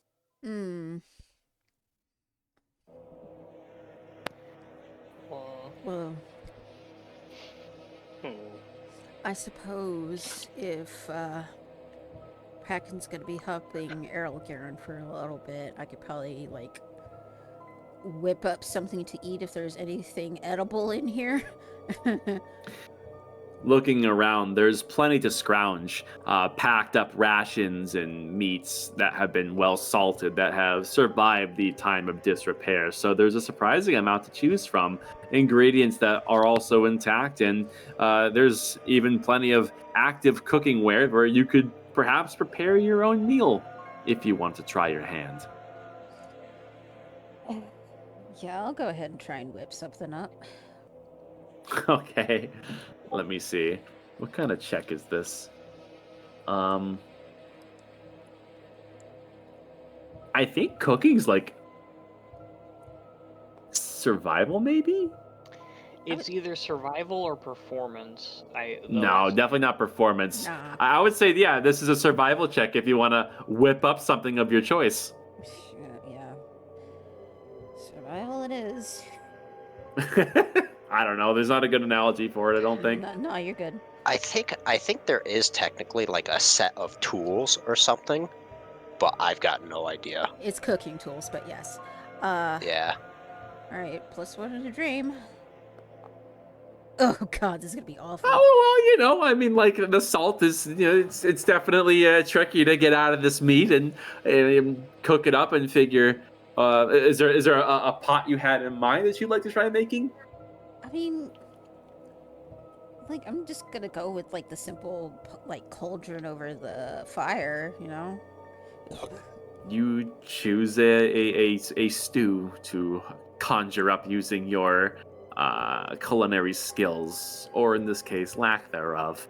You do your best to cut up some meat and get some herbs and a few other ingredients that are laying around. You see a few small pieces of what you believe to be cheese that, you can drizzle it on to the finished product, and you just kind of put it all into this dwarven pot you've never used before. And, you get it going for a little while, and think it looks right. You take a sip, and it's very salty and a tad sour, which is very strange of a taste to come from the ingredients you've chosen. You could stomach this. You think it has all the ingredients to get a good nutritional value, but it's a lot less enjoyable than you'd like it to be. Yeah, no, the minute I see that it's, like, salty and sour, like, it turns her stomach and she just, like... nah. She won't just leave it to just burn, because that would be worse, so she'd make sure the pot is at least off the fire, at least.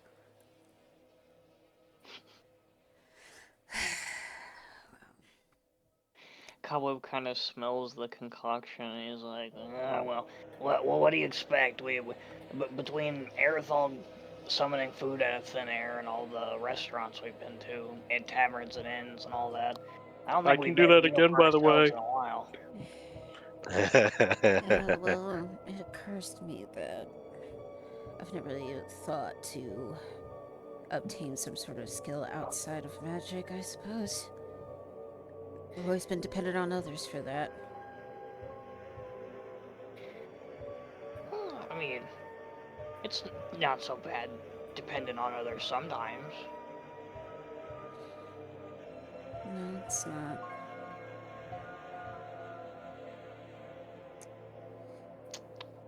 Here, give me a bowl of that slop. Maybe you should try it first before you consider that. Oh yeah, you're right, my bad. What is it? He takes a bowl of it, he grabs a spoon, he takes a single bite, he's like, yep, no, that's slop. Yeah. It's pretty good slop, though. 4 out of 10. Shaggy, do you Roll have Constitution to prestidigitation? survive. Can't you make No, it taste good? no. Cobweb has had worse. Oh yes. Like, it seemed too salty. I'm not sure how to fix it. More salt. Yeah, that is an option. Outside of the game, I know the solution, but I'm not going to say it. You don't know. Also, before we go any further, Muda, is there anything you can do to adjust your volume? Because like I can hear you, but like it's just barely. Like, if I put on like a combat theme or something, I'm never gonna hear you. Yeah, fuck. I mean, he is quiet for me, but it's not like he's like a mute person. I can still hear him relatively well. So I don't know. I what have the him at difference 200 is for everybody I else. have him at 200% volume, and I can barely understand him. Oh, I have him at like 71%. Maybe if I I maybe if I hear him maybe fine. it's me. Dude, Maybe if I I'm turn you telling down you, to it's 100%, it'll literally be better. just All right, so one Muda, try ball. speaking now. Hello, hi. Oh god, that is definitely not great. Oh. I mean, it could be a combination of whatever you have for your headphones too, whatever their receive volume is. Nope, because everyone else is fine. Hmm. I have you at 200% too, Devin. You're just fine. I'm gonna scream. If you do that, I might cry. That's fine. I'll tell you. You can take off your headphones. I'll give you time. Thank you. Sheesh.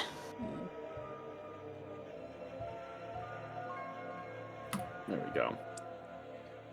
You good, Muda, or is it? Yeah, I'm trying my best here. Okay. So be it. All right.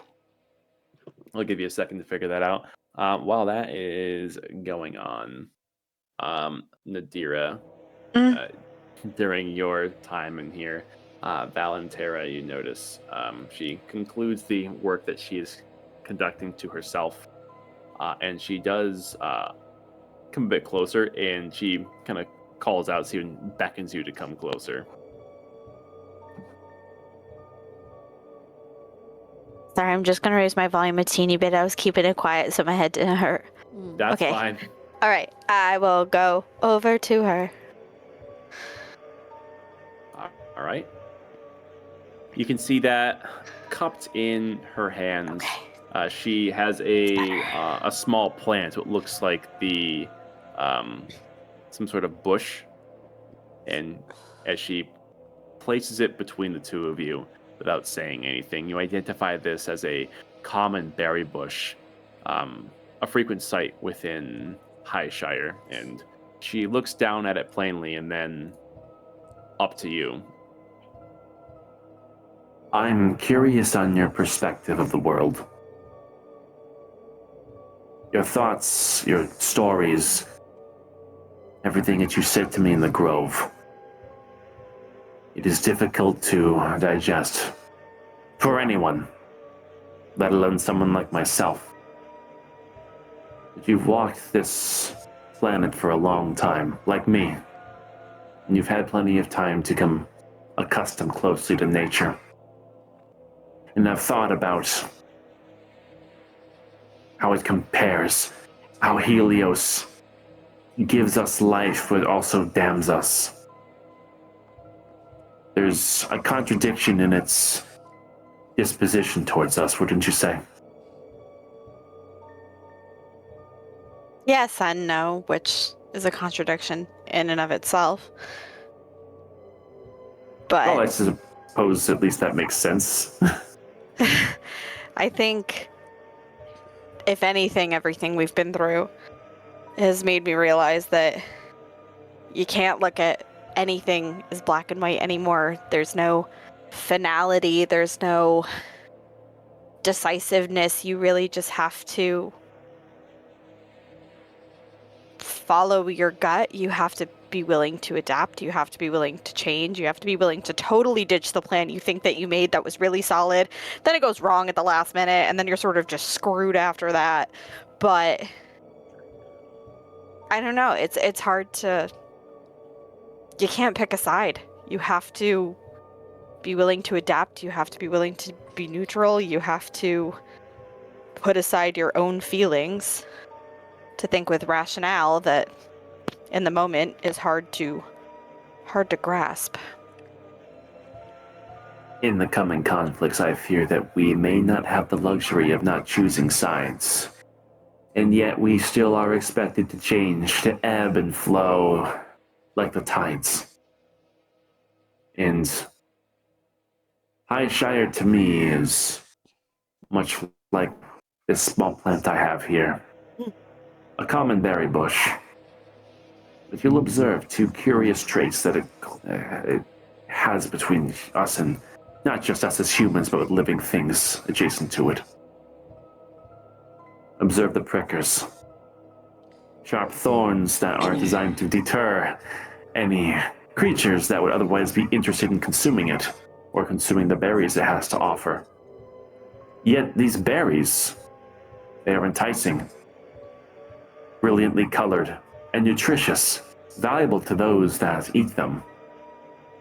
This bush offers nutrition and danger, all the same, to the organisms that interact with it.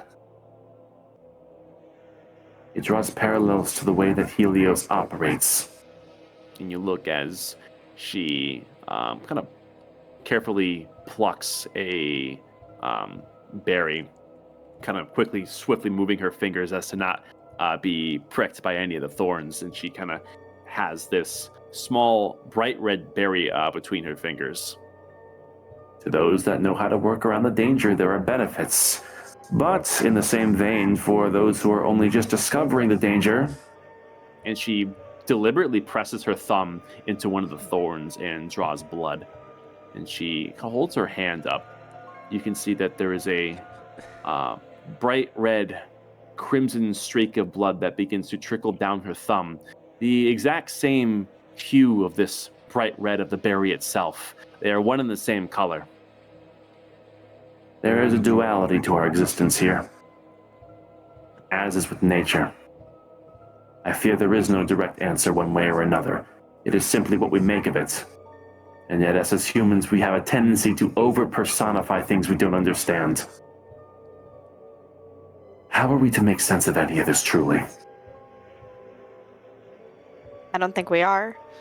I don't think that truly we're going to understand any of this. I think we just have to learn to adapt. Work with it, work against it, make your life harder if you really want to. But you will only fail to evolve if you get in your own way.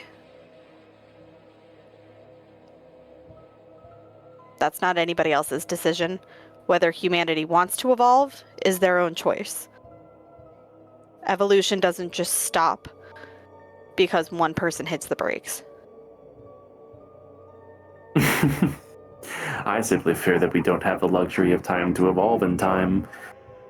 And that would put us at the mercy of Helios' nature, both as providing as it is deadly. I pray that we find solace in the berries of this planet without succumbing to its thorns. I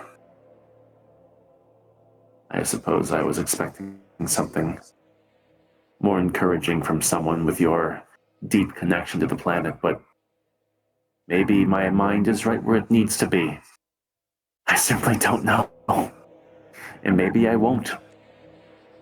I happen to find realism quite encouraging. It's easy to lose yourself in fantasy, it's easy to lose yourself in hopes and dreams. But in plan, in action, in knowing the steps that you're taking to get to the future that you want, the hope that you see for the world that you want, I happen to find it quite encouraging.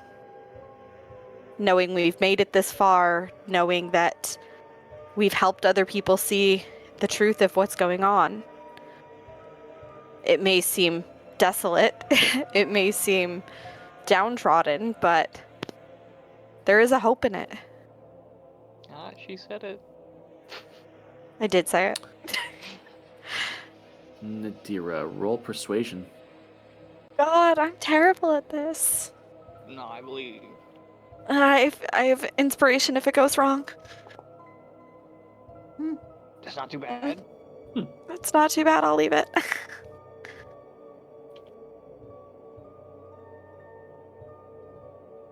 She sits back in her chair, taking in your words before looking back towards the bush again. We may not be able to fully dictate the terms of change. I just pray that we can survive to see what this change will bring.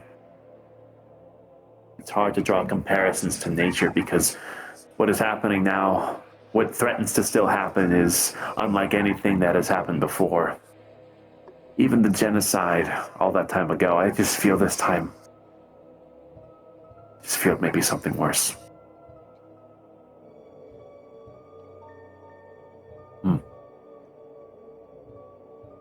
That's why we have to stick together. Work together. And whether or not we can pull our people back together from the fragmentation that these worldly challenges have brought, I think is the determining factor. Let us pray for the best. And let's show them what the world can be. She gives a nod. And with that, is there anything else that anyone would like to do before we move forward? Well, I'm good.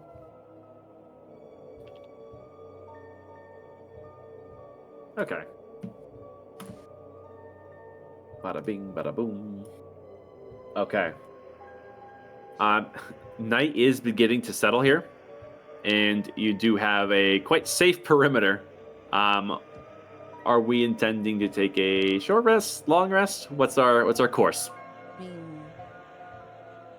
Seems like long rest, and then long rest would pretty probably be much better. immediately then go to the lich Yeah. to not delay any further. Yeah. Yeah.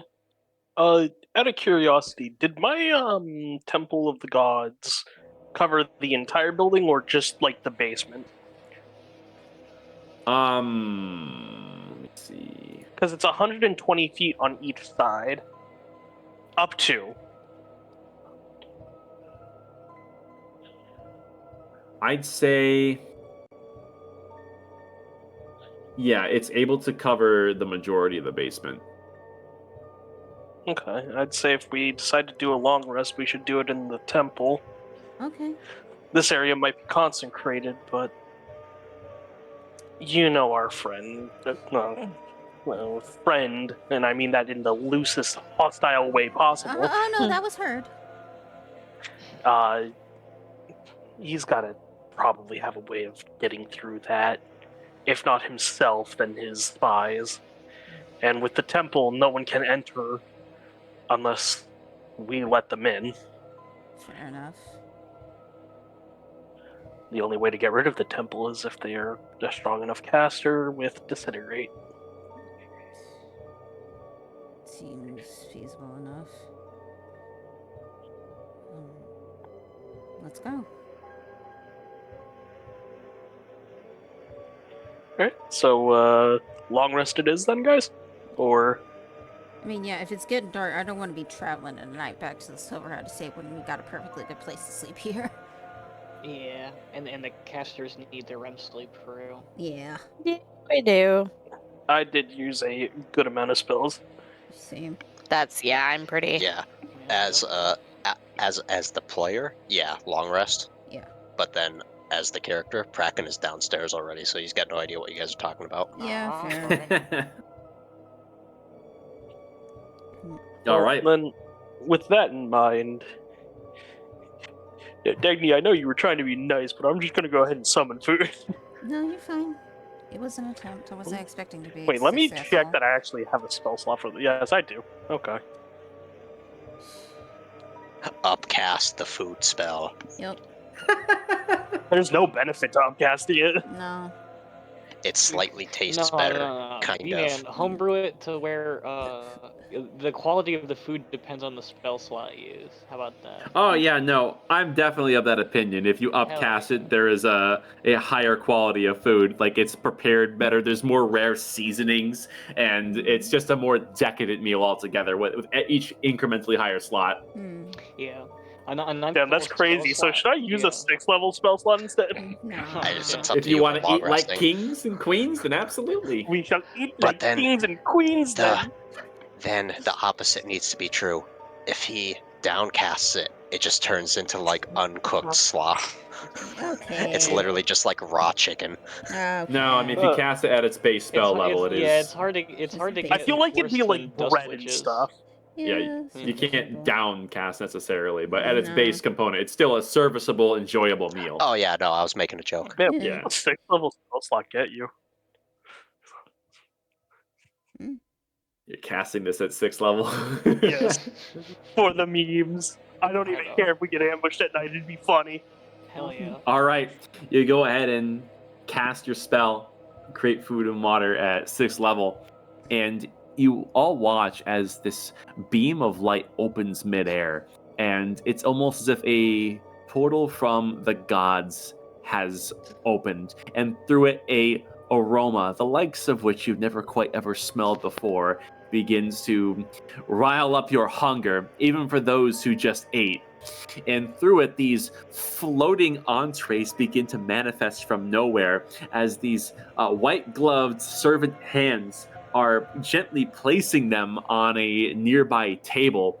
And you watch as a pure white cloth suddenly puffs into existence, draping it. And as all of these platters are put down and the lids are slowly lifted, there is a waft of this steam. And as it grazes everyone's senses, it is a meal worthy of the chosen themselves. As you look and see that there's this brilliant honey glazed ham that's hitting the light just right, and these chalices that fill on their own with this deep, rich colored wine, and a whole assortment of these beautiful fruits, vegetables, and these slices of bread that have already been pre-sliced and are adorned with this golden butter that drizzles down each of the slices and soaks into the spongy, perfectly baked bread just right. This may very well be one of the most delectable meals you have ever had. And then it just hard cuts to you see like Bracken just like wrenching away like half a ration hanging out of his mouth as he's just slowly chewing it. Cobweb's eyes go wide, and you can see the exact moment he has his come to Jesus moment and becomes a true believer.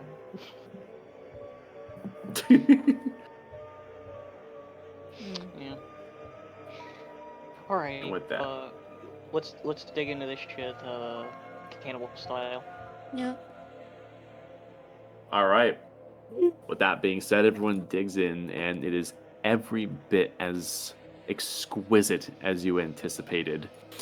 For a spell of as long as this meal goes for, a good 20 or so minutes that you all indulge, your worries about the kingdom, the Lich, and all the consequences of Greater Helios are melted away by the absolute meal that Erithal has brought before each of you. You look at Erithal at a slightly different light, knowing that he's capable of willing such beauty into existence. This sets a new culinary standard for each of you. You're not quite sure where to go to find this again. And with that, You go back to Erithal. yeah. Damn, You just bro. have an apron now. We've got something to fall back on if the organ trading business doesn't pan out. Jesus Christ. Mm. And with that, everyone would begin to settle down. And you are, over the course of the next 8 hours, in relative safety. And you all long rest. Oh, thank God. Nice. Let's see here. My spell slots. I can feel them again. Eek. Mm. Oh, that's right. I thought you got all your hit dice back. That's correct. You It's only just get half. Yeah, it's half.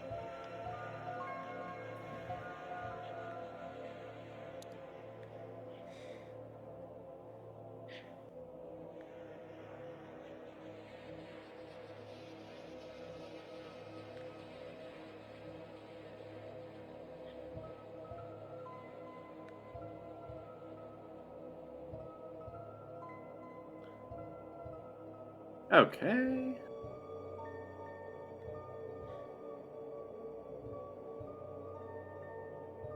A well-needed rest for each of you, and Cobweb, let me remove that level of exhaustion. Boop. Nope. Made it worse. Oh no. He just dies in his sleep. Jesus. Settling down, you find that Valentera does not join you, and you only assume that come morning she will have been gone. Errol Garen, having come up eventually from her work, pigs out on the remaining food and definitely takes a well-needed rest too. She has a bedroll in the lower levels, and you can see that she, after engorging herself, begins to slowly waltz her way over, being very satisfied. Her grumpy disposition has been swept away, and you can see a delusion of grandeur in her face as you imagine she is recalling to times of great dwarven halls where the meals were as good as this. And off to bed she goes. And beep beep boop boop. Bop bop. Bop. Cobweb. Mostly through your venture of sleep, and you stave off that exhaustion, you find yourself recharging your batteries, and it's well needed having some silence after a long day of yammering. However, towards the tail end of things, it's still a few hours before dawn, you imagine, but you're having trouble sleeping because there is a pain in your head that simply will not go away. Mm. Cobweb kicks his feet up, throws his hands behind his head, sort of relaxes. Ah, ow, ow, ow. He sort of clutches his head. He I guess. He's sort of gonna get up and sort of pace restlessly, trying to figure out what's wrong with him. Okay. Let me see. Why don't you roll wisdom? Ooh. Gotcha.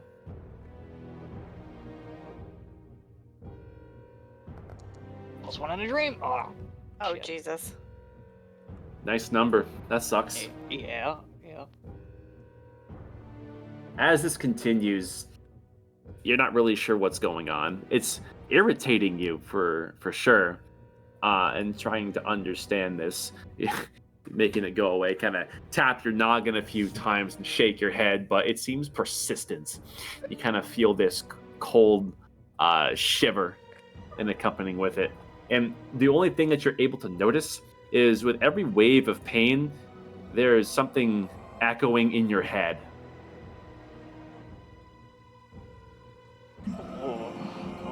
Oh shit.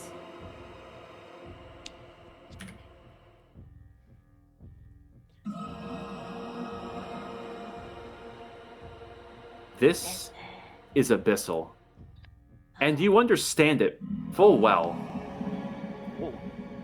And I believe I already added to your sheet, but you now have abyssal added to your languages. Oh yeah, I see that.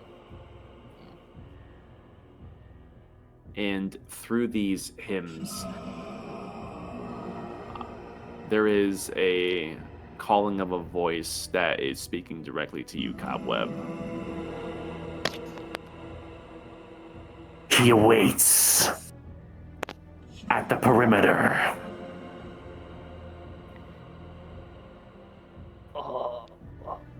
Okay. I've got a couple questions, if that's okay. There's no real reply to your query, but you're free to ask. Who exactly is at the perimeter? Alright, I'm gonna turn my Chrome volume down and my actual volume up so I can hear you. Sorry. There we go. The voice responds. The one who bound us. Benefactor.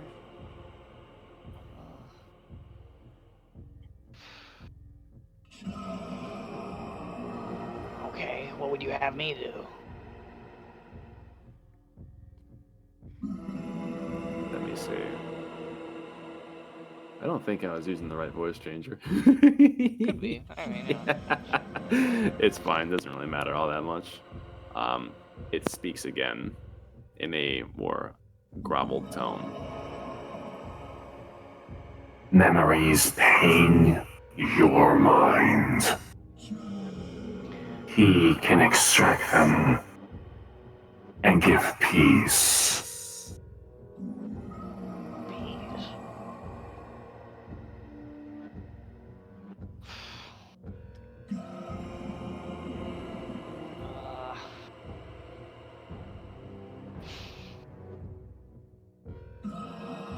I mean, do you reckon I should tell the others? This seems pretty important. Involve the others, and he will disappear. This does not concern them. Oh, this bitch. Oh. Okay. And Cobweb's gonna sort of. I imagine he's sort of stopped his pacing. He's sort of standing stock still. He sort of quietly tiptoes over, grabs his bag,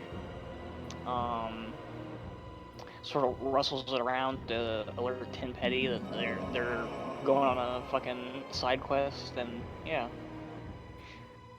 All right. Okay. He's gonna try to sort of use the crazy abyssalith tumor in his head as a dowsing rod to just sort of play hot cold where to go. You follow the waves as they almost ping your side of your head in different directions, seemingly pulling you in a specific path. And this does take you up the staircase to the upper level and is pulling you out through the front door.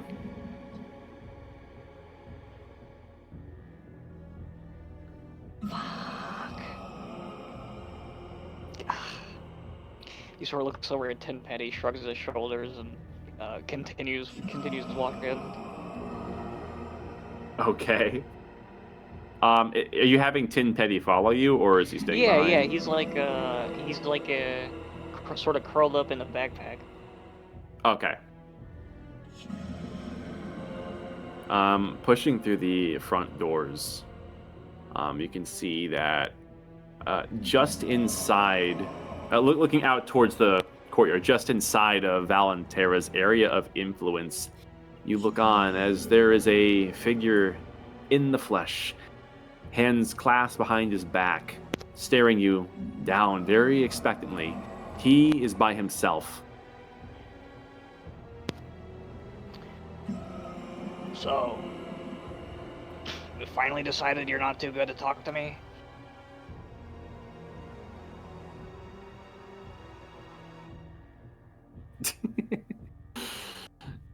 He simply waves a hand for you to approach. Okay. I guess I'll get a little closer.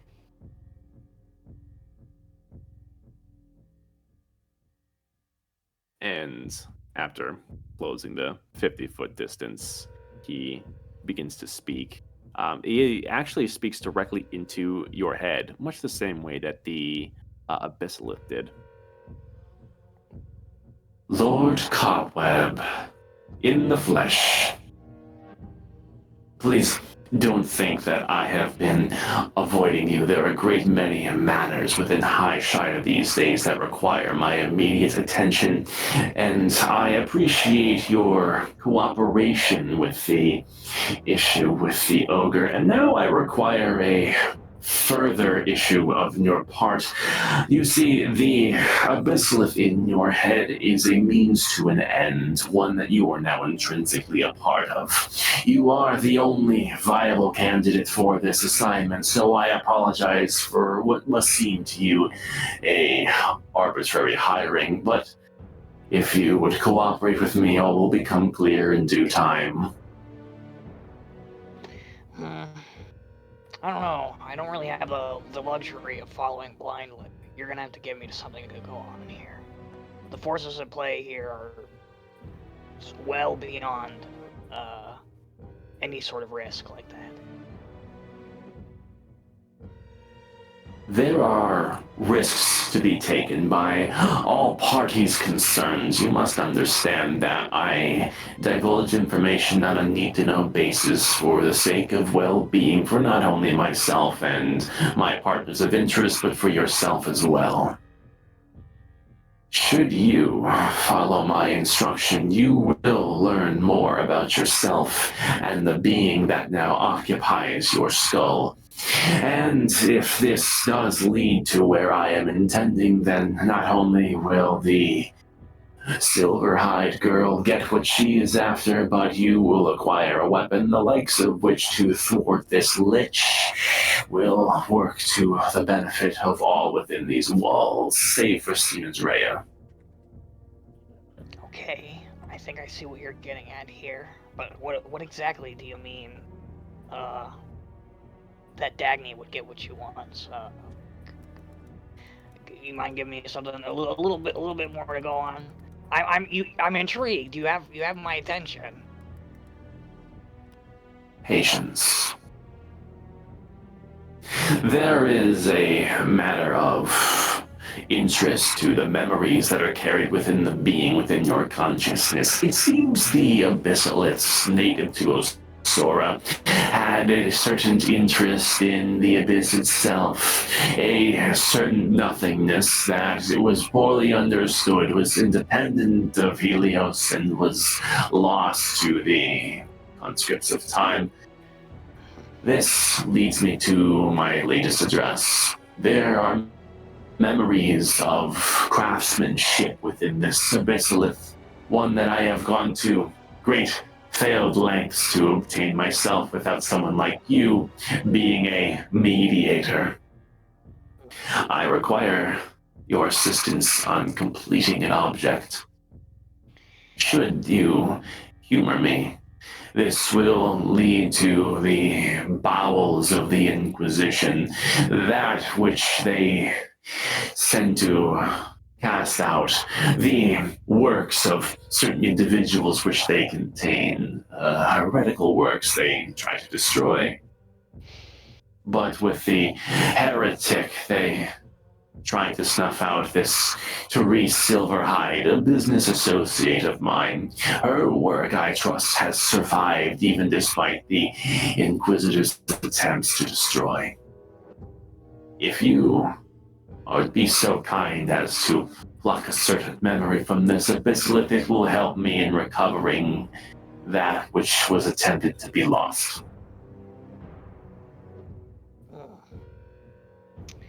Okay.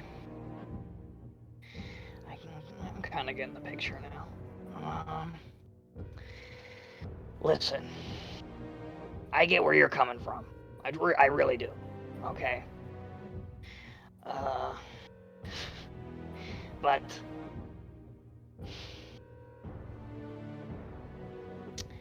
I don't know. This all seems just a bit fishy. You gotta understand. I wouldn't mind helping you. It's just you're acting awful chummy now that you need my help, and I have no guarantee that you won't fuck me over in the end. This is a lot of word of mouth that I'm hearing. Is all I'm saying.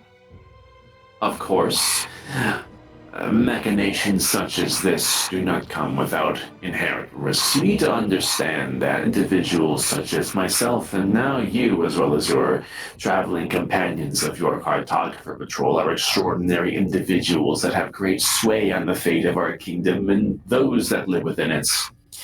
There will be risks no matter which avenue you take, and should you decline my help, I will continue to work alone.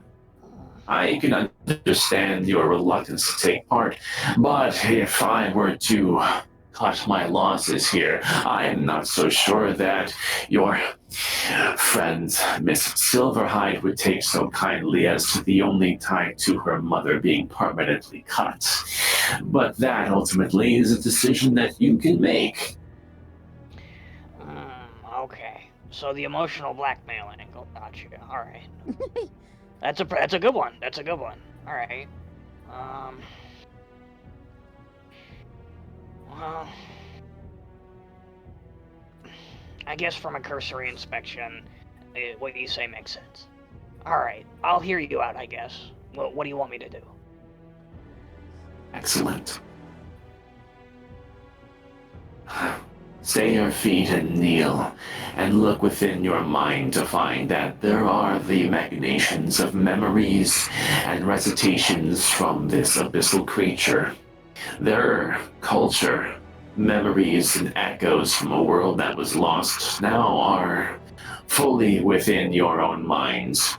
And should you focus this intent of your own and inflict it on this creature, you will find what I need. Oh. Inflict. Ugh. Understand that the influence that this creature once had over you, the arrangement is now inverse, given that this creature has been killed, and the annals within its mind are now yours to control. It may resist, but understand that this is simply a echo of a consciousness that once was. That's easy for you to say. You can't hear the screams. Perhaps not, but I trust that I have heard far worse. What's fucked up is I don't doubt that. All right, how about this? Give me some time to try to get what you want gentle-like. I guess is the best way to put it. Time is precious, Cobweb.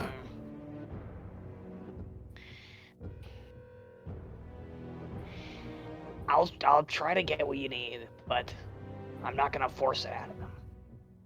Very well. I appreciate your cooperation and willingness to humor my strategy. If my study on the machinations of Startographer artifacts are anything to go off of, taking risks such as this are necessary in order to reach greater goals. If you would carefully put yourself into your own mind and concentrate on this object here, I trust that the two will greet each other. He reaches into a pocket that is completely star-aligned, and as if reaching into a cosmos within his own cloak, he deposits a small pendant onto the ground. A curious setup that has a bunch of interlocking rings and woven gilded, like white glowing ribbons that seem to encase it. It almost looks as if this pendant is designed to be some sort of cage. However, looking to the center of all these weaving rings and ribbons, you find that it is empty. Ah, jeez. Okay. And looking at this object, you can feel that there is something of a churning in the back of your mind, as if the echoed consciousness of this abyssalith is beginning to recall something, as if looking at an object from a life that it lost long ago. It seems reluctant to share, but it is there, and you have but to reach for it. Whoa. Yeah, sun's definitely squirming around in there. Let me see. And I guess he's gonna point a psychic probe inward and try to parlay with whatever's left of Corral. All right. Let me see here. Corral will attempt to resist.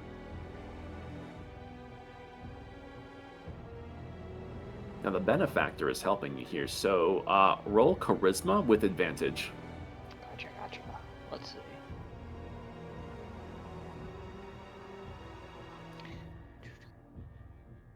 That's Constitution. Ignore that. Same bonus. But, Hey! Oh, he crit! That's not too bad.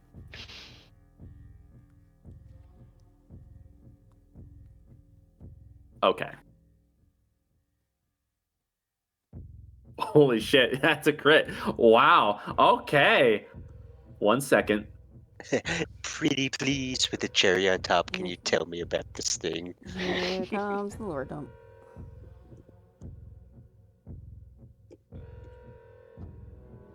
Okay. I am one with my inner squid. I am one with my shoe size double D. Fuck up. That's a good one. Holy shit. Fucking blast for the past. Proud of myself This- for that one, damn it.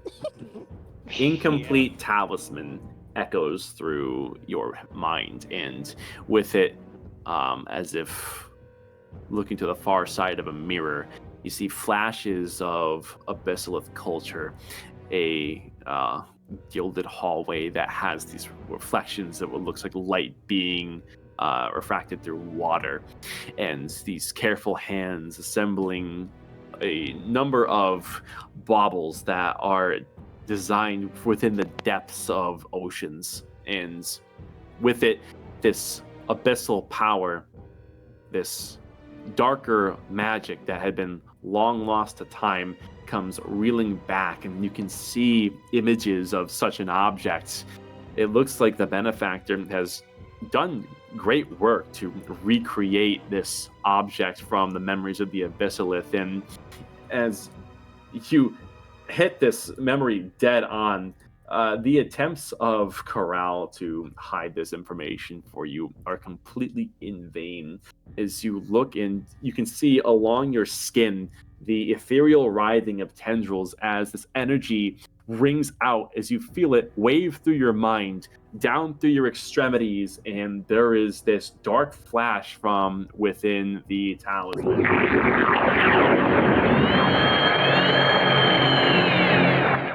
And within it, a small black ethereal sliver, as there is a spark of magic for which the benefactor was dependent on you being able to ignite, is present within this. And with it, a series of memories of this thing become apparent to you as you crit, and you fully identify what he's attempting to create here that you just greatly assisted him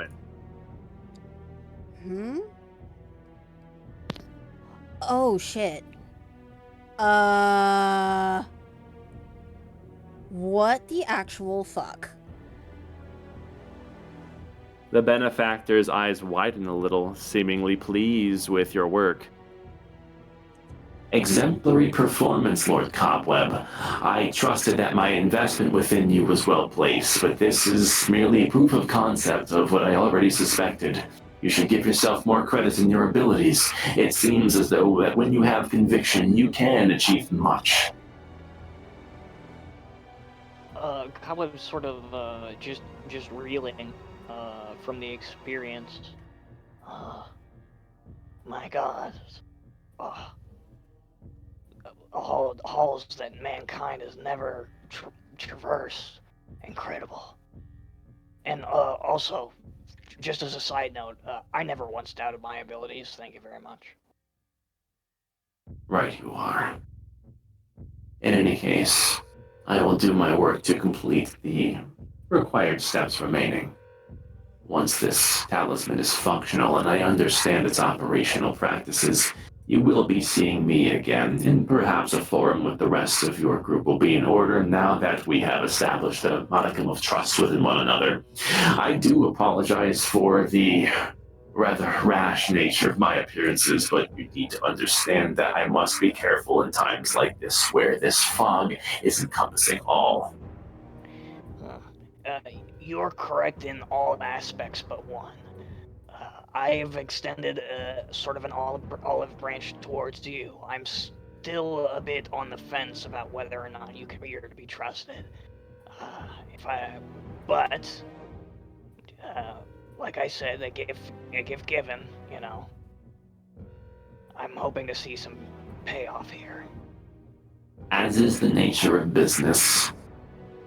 I thank you for your cooperation, but my time here is reaching its end. I will be doing well to extrapolate upon the work you've done here. And when the time comes to raid the inquisitorial vaults, you will be hearing from me again soon enough. Alright. And he just sort of turns and walks away. You go ahead and begin your steps back and arrive back at the door and go to close to see that without so much as a single echo of a step taken, you look back and he is simply not there anymore. Damn, that's so fucking cool. As he turns and walks away again. All right.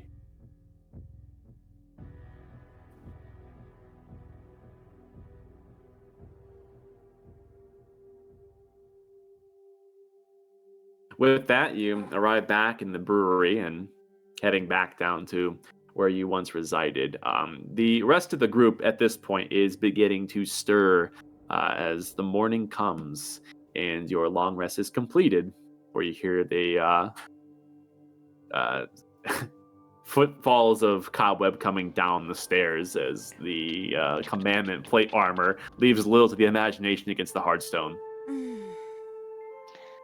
Hi, guys. It's a little early for a nipper, isn't it? Yeah, I didn't booze it all last night, so I'm feeling pretty chipper. I've been pretty busy, actually. I went for a walk. You guys are gonna want to hear the story I gotta tell. Let me tell you. What story is that? Yeah, so, don't get mad at me, but I went to go see the benefactor last night. Or, I guess, a couple hours ago. Yeah.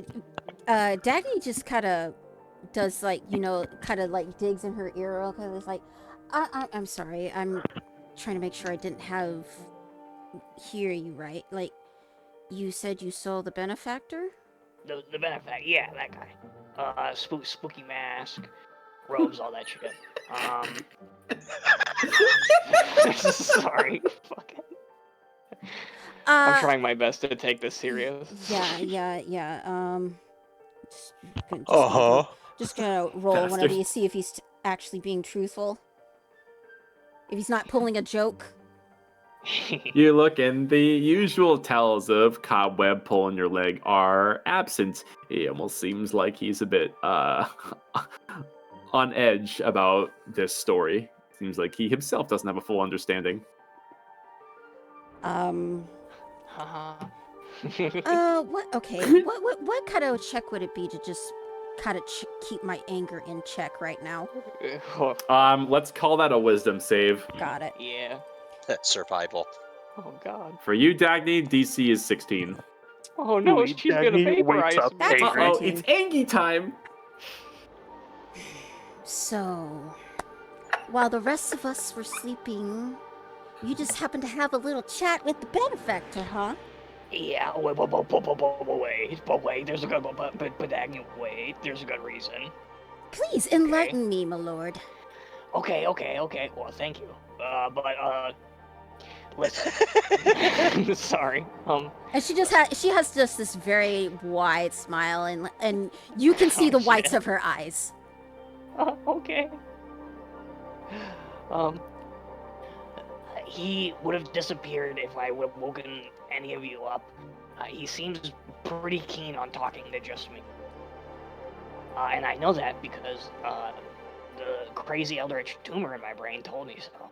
Yeah, the little eldritch tumor that he gifted you when I have Yeah. been the one that requested an audience with him because he's the only one that is connected to my mother. Is that right? Yeah.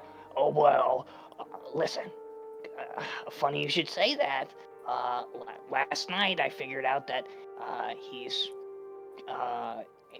gunning to get his hands on. He essentially fills her in on the artifact that he's trying to get his hands on. I communed with Corral. Our minds touched for a second, and I understood it intrinsically in an instant. He's after something in my brain, but he doesn't have a full grasp on it yet. So we have leverage, at least.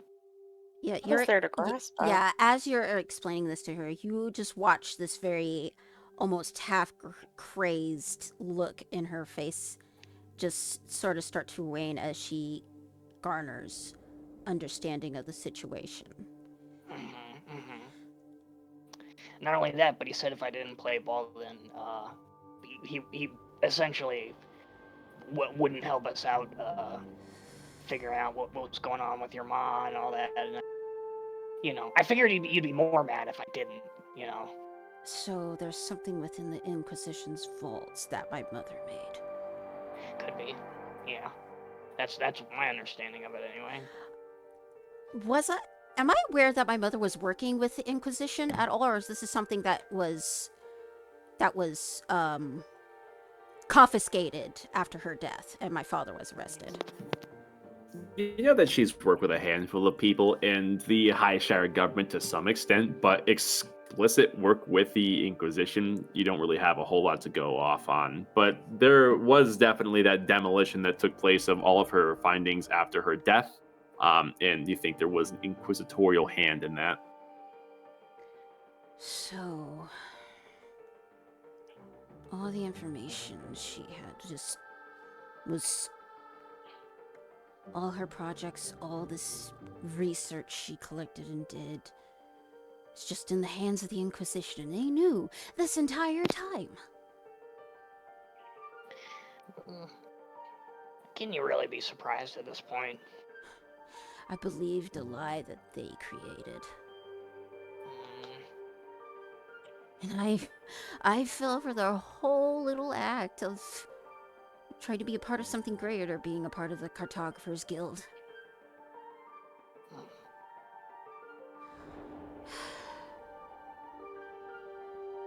I think this kind of goes to show just how, I don't want to say naive, but it seems that way with the Chosen about how much corruption was within the city of Highshire. Well, yeah.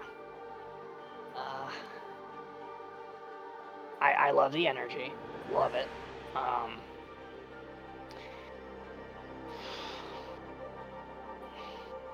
But we gotta make sure we play nice with him for the meeting, if at all we have the chance to.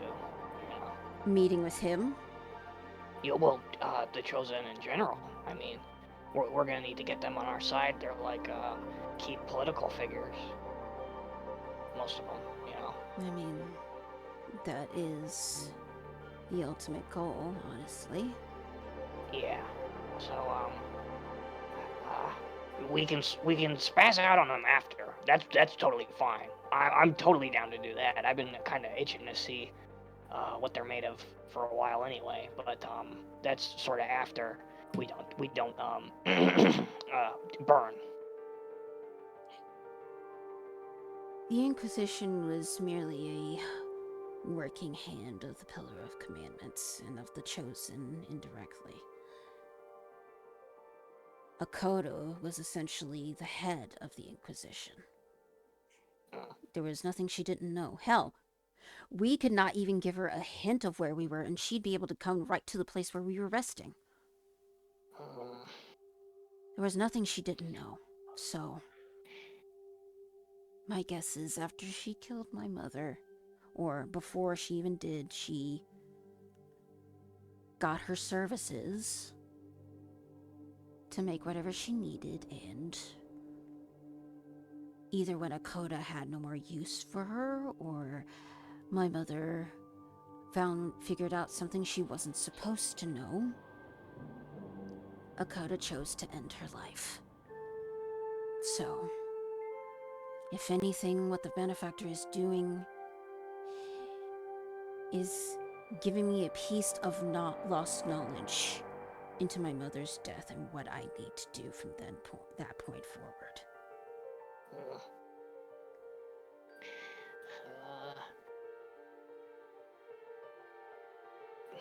Yeah. Well, Just be careful. I just know he's got a crazy ulterior motive. I don't doubt that. Yeah. Considering he worked with the Silent Echoes, I very much don't doubt that.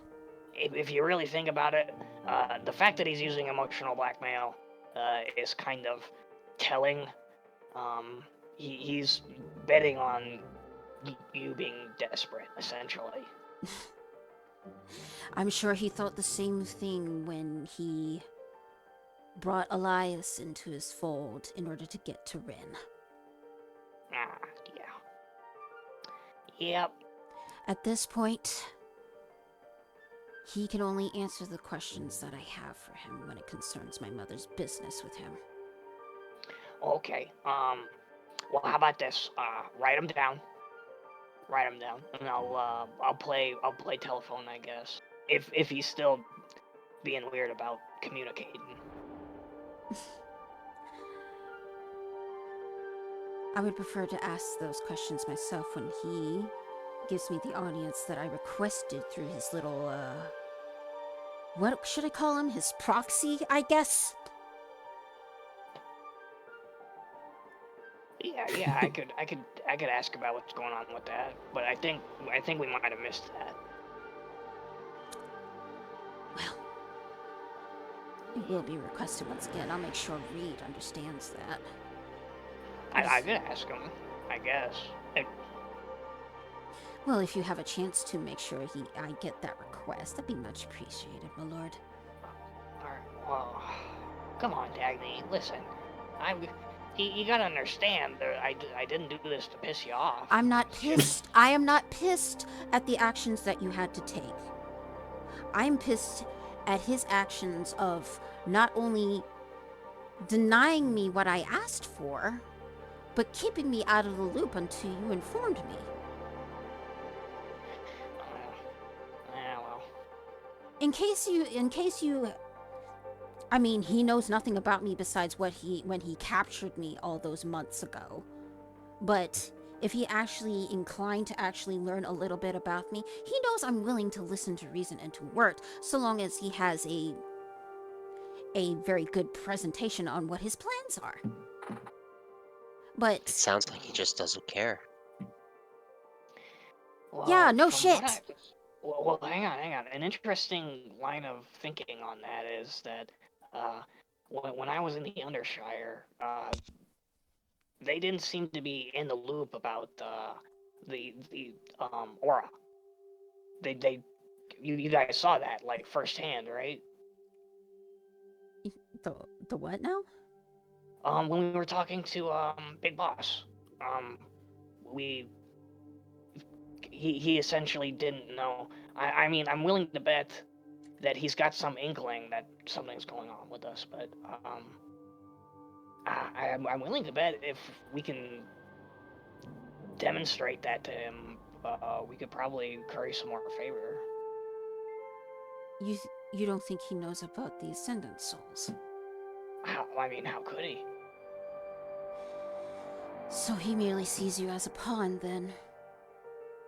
Yeah, I mean, you know. Which also begs the question, besides the knowledge that I need to get about my mother, what else would he want with us, if any at all?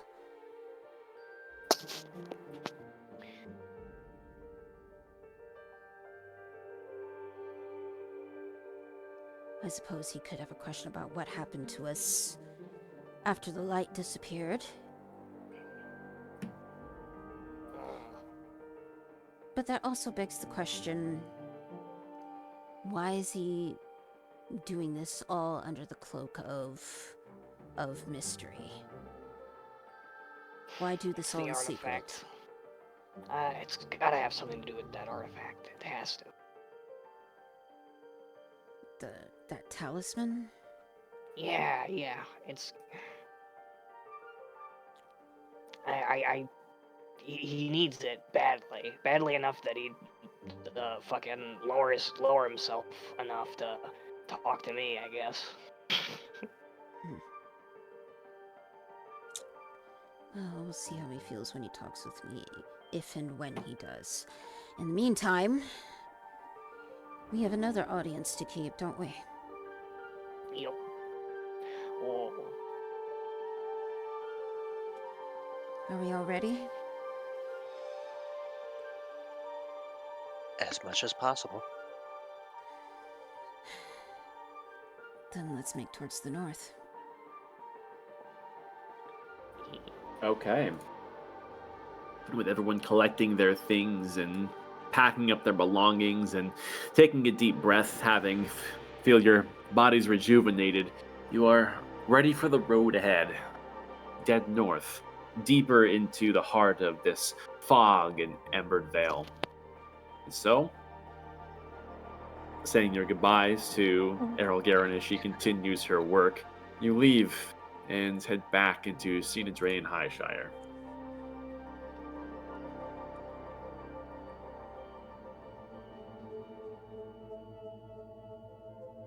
Round to perception rolls. Alright. Yeah. Oh, it's sparkly. Let's go. Hey, your 20 matches my 13. Yeah, but I crit and you didn't. That means I see better still. That means he looked cooler when he did it. God dang it.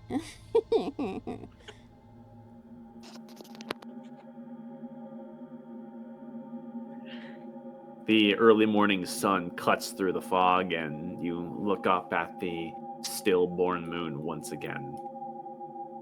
There's a certain presence that this landmass has, as if it's almost watching and judging your every move within these walls. And setting forward, you do well to begin your travel. Are you traveling on foot? I mean, we don't really have anything else we could travel on. Right? This is true. I mean, I don't think Nadira is familiar with any trees towards the north, so... Does Nadira have summon animal? Actually, I think I do. Oh, you know what? I actually... There is Well- nearby carts. Well, actually, question. When Answer. Synedrea sent the calling... Ooh, don't throw up. When Synedrea sent the calling cards into our heads, what image did we see? The actual vision that you saw was one of Highshire essentially melting away to nothing. The actual landscape was all that there was, and it was full of this swampy glowing green matter where there were these gnarled roots, and the only thing that was above the rot was the stillborn moon. And you viewed it as it too had this green glow to it in this bubbling hell. Okay. You feel If- like if we this wanted was to- go almost ahead. intentionally presented to you as something of a threat. Mm. And how far are the Stillburn from where we are?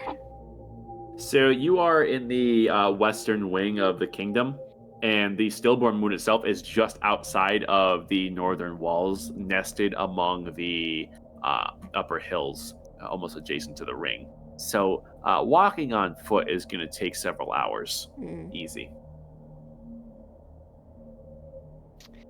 If we wanted to Auramax, Nadira could totally summon, I think it's like 6 giant owls, and we just fly over. Mm. Hear me out. Let's go through all my summon crap. So many of my spells start with summon. Summon this, summon that, summon, summon, summon, summon.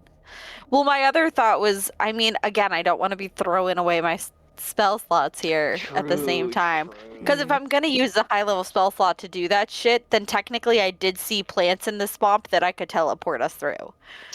Right. So, like, if I'm going to summon animals, I might as well just do that. Like, Mm. Yeah. why waste it? I guess. Or do we want to sacrifice a few hours? Like, we looking to get there quick?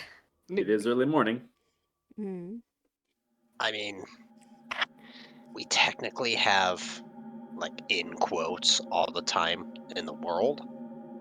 I mean, if we just go there, we could just, we walked. So what do you want us to do? Yeah. We can only go so fast. Yeah.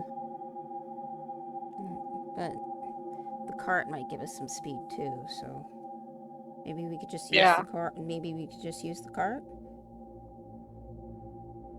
I mean, Yeah. can Yadira summon horses? I can do this, which seems like I can summon a metric fuck ton of things. Mm. You could try to look for one. Yeah, one beast, I believe, like a horse would fall under that. Yeah. Are there any? I mean, this is a kingdom. Are there any stables around where we could rent a horse? Well, the kingdom is still largely ruined, but there are a good amount of settlements that are seemingly breathing life slowly back into the kingdom. You could try your hand to stop by those farmers that were nearby the Silverhide residence. They are close. Yeah, Well, let's stop so- by there. Here, hold on though. Are you really sure you want to potentially take somebody's, at this point, livelihood in something that they need to actually do what they're doing right now?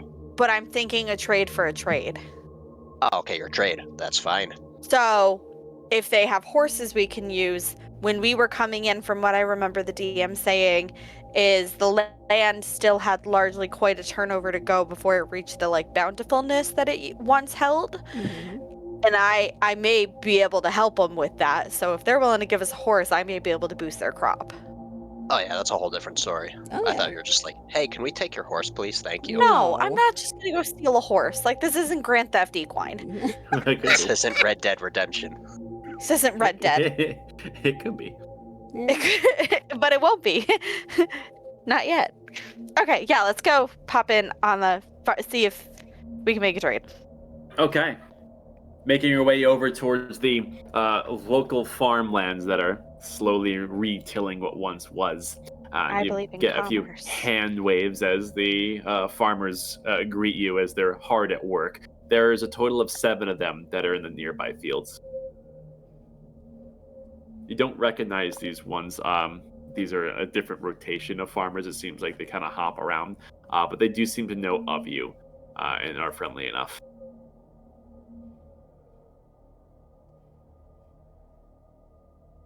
This was great in theory. Okay, I guess I'll go up to one of them, and ask if they have any horses they would be willing to possibly trade.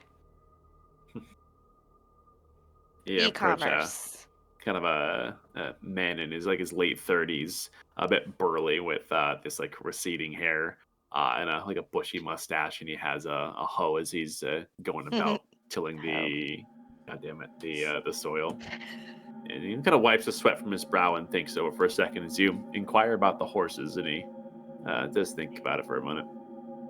Well, they're in short supply, but we do have one that we could spare if you're looking to head towards the other areas that have yet to be tilled. We could give you something of a rig for him to, get rid of some of the rubble that's buried in the soil.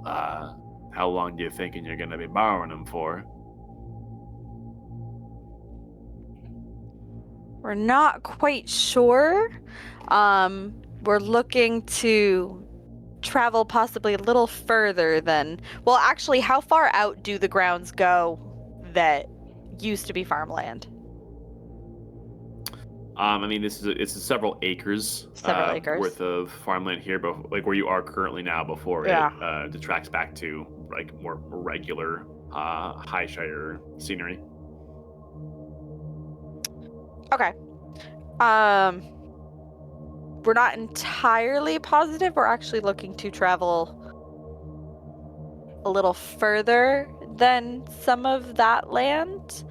But I'd be willing to offer some help in exchange. Okay, well, where we're exactly heading off to? If you're going towards the Inner Kingdom, then the chaplain does have a few boxes that do need to get over to that area to some of the other folks there, so you could do that in exchange. Do we have to go through the Inner Kingdom, or is this like an outer perimeter kind of deal? It's towards the outer perimeter. It's outside the walls, I think, is what the DM said.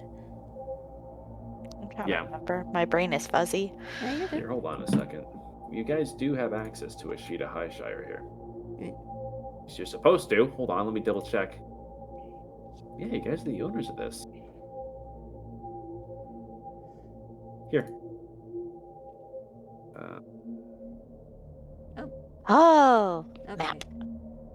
Yeah, you've had that all along. What the Yeah, fuck? Okay, yeah, we look. had that, yeah.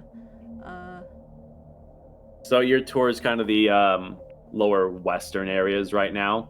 And yeah, I mean, essentially you'd be going towards the small pocket between the walls of the Inner Kingdom and that northern wall, kind of that divot. That divot up there. Yeah, right where the top of the map where those highlands begin is where the roots to the Stillborn Moon actually are. Okay. Right. Wow, that's a ways to go. Yeah. Several hours. Yeah.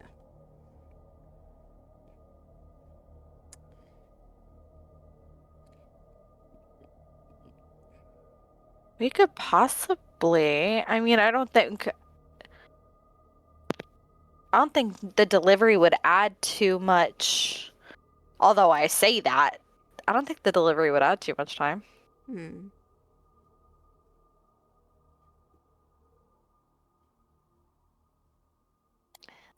I'm down, I I mean, guess. speaking outside of, like, speaking as a player, we technically don't need to do it first. We could just go there and deal with that, and then just on the way or whatever. Yeah, we could. Or we could just Okay. not do it too. Oh, Yeah. Yeah, but that's just not lie. nice. But Like, I'm we're not just- gonna lie. I'm just saying we don't have to do it immediately.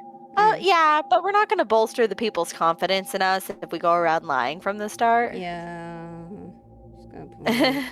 You can't earn the trust of the people if you're gonna pull a Trump. Like, hear me out. Hey, we're not Find orange. out. Get there in style. That's like pulling up in a limousine in a fantasy. Man, I am not Okay. wasting the spell slot it would take to pull that off. Yeah. no. Okay.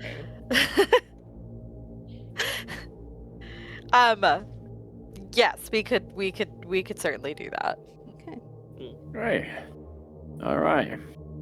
As long as you ever back before a day or so, because we're eventually gonna need the strength for this guy. So yeah. Just here's a rough area of where they're gonna be at. Just Okay. drop these crates off, and then that should take care of the rest. Just some rations that we've been scraping together, so the folks in the suits up the armor down there have something to snack on when they're repelling those flame guys. Got it. I appreciate that. It's times that it's like this that we have to help each other out. Is there a lot of difficulty restoring the land to what it used to be? Well, it's depends on where you dig. It ain't too bad around here, but further north you go, the more tough it gets. Just in terms of the rubble that's left over, or? Oh, rubble's one thing, but it's more so the moon. That's what they're calling it. Yeah. I don't like it. It's it's terraforming, I think is what they say. It's this when they transform the land. Yeah, when it takes back over. Nope. Just be careful. He spooks easy, but if you have a steady hand, he'll get you there. I appreciate your kindness. Yeah, what's your name in case the chaplain asks? It's just Cal. Well, thank you. We appreciate it. Likewise. Safe travels. We have a horse. Yep. And there is a cart that is attached. And there's some cargo, a few crates that you understand are rations to be delivered to a outposts close to the northern areas. You have secure transportation. I just want to help them with their plants so bad, but I know now is not the time for that. Yeah. Did the guy give us the horse's name? Did I miss that? No. Okay, now I have to name him so that B-Man is obligated to kill him. Okay. No! What? Let's not say do that. that. Grand idea. I'm sorry. Let's Bad, Jolly not. Green, Which is, bad. that's exactly why I'm not going to name him. Ha, gotcha. Put on the dunce cap and go into the no-no corner. Don't worry, he's just a horse, guys. He's just a horse that we don't Just care a about. horse. Shut the fuck up. Seriously. Oh, okay. I'm a horse girl. Shut up. Fine then, let the DM know you care about him. The DM's known me for over a decade. That's Shit. right. Okay, fair enough. Continue.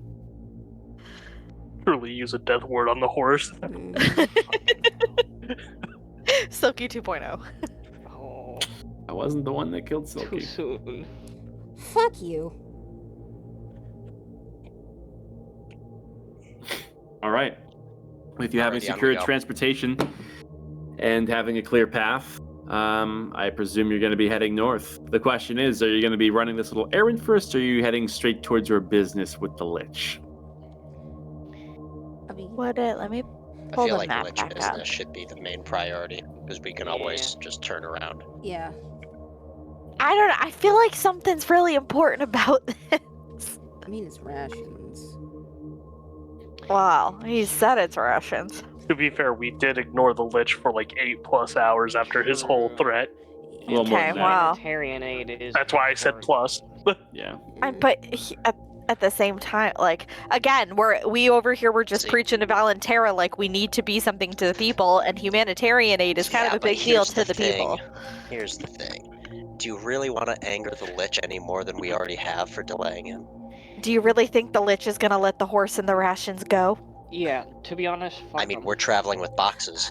Is he gonna go up and open them up and be like, what the hell is all this for? No, I mean into just destruction. Like, I don't mean he's gonna be like, kill the horse.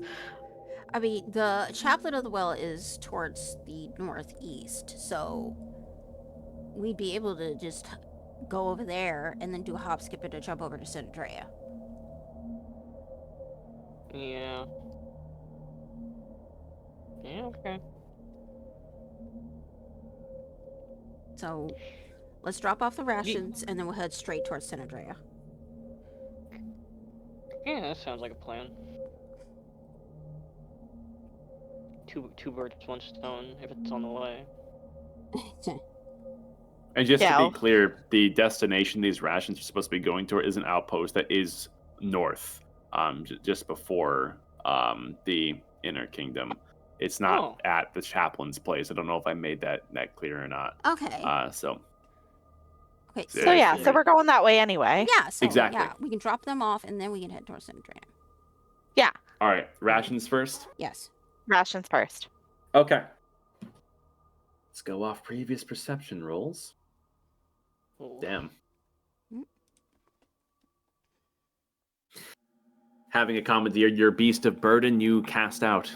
It's a good 2.5 going on 3 hours of travel on this cart before you pass by the greater Highshire area. In it, you can see that there are deposits of people that are doing everything that they can to reclaim their kingdom. And in many areas, you can see that they're erected atop restored buildings are prominent religious symbols of Zula. It seems as though clinging to faith has become very important for these deposits of people. And there is as in your travels, noticing these groups, as you go further north, you notice that some of these groups seemingly lack this property, and instead you find that within the small congregations of homes that have been put back together, you look and can see that there is a central gathering area in many of these small towns, and they notably have a large active burning fire that is a brilliant green.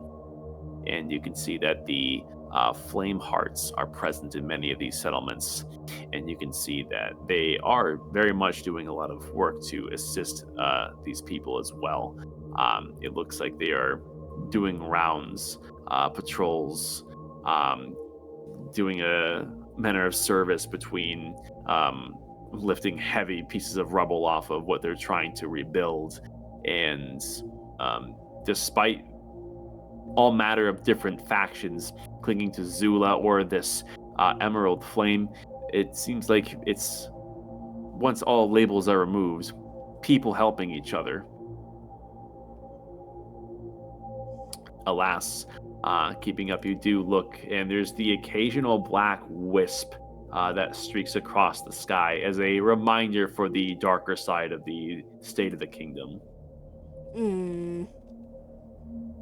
Look, that These foul-looking creatures keep to themselves, but do streak overhead. It seems like they are heading towards the western perimeter of the kingdom. And after a while, the better part of 3 hours, you arrive towards the northern areas, and continuing your trek here, you begin to see that the roots jutting out of the ground become more prominent, and the ground is slightly more sodden, which is curious because, to your knowledge, there wasn't any rain that had passed through the kingdom. But you're noticing that the area in the northern regions is, in fact, different. Oh, Jesus.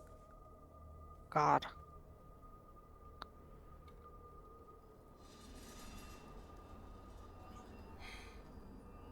You look around, and you're in the rough area of this outpost where you can see that there is a seemingly claimed church that has a number of figures that you can see piercing through the fog. And looking through this, you identify a few of them seemingly holding sentry. These are the grave wardens.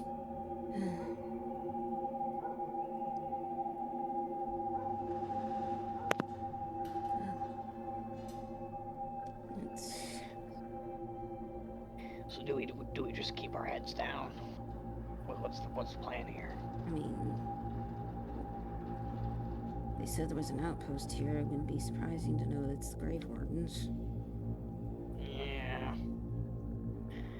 Okay. So how do you want to go about doing this? I mean, we tell them of our task at hand and tell them that we're heading towards the north. Okay. Right on.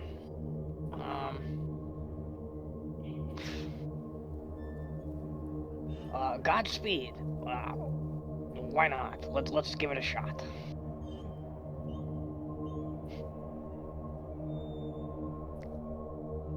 As I guess he starts walking up to him.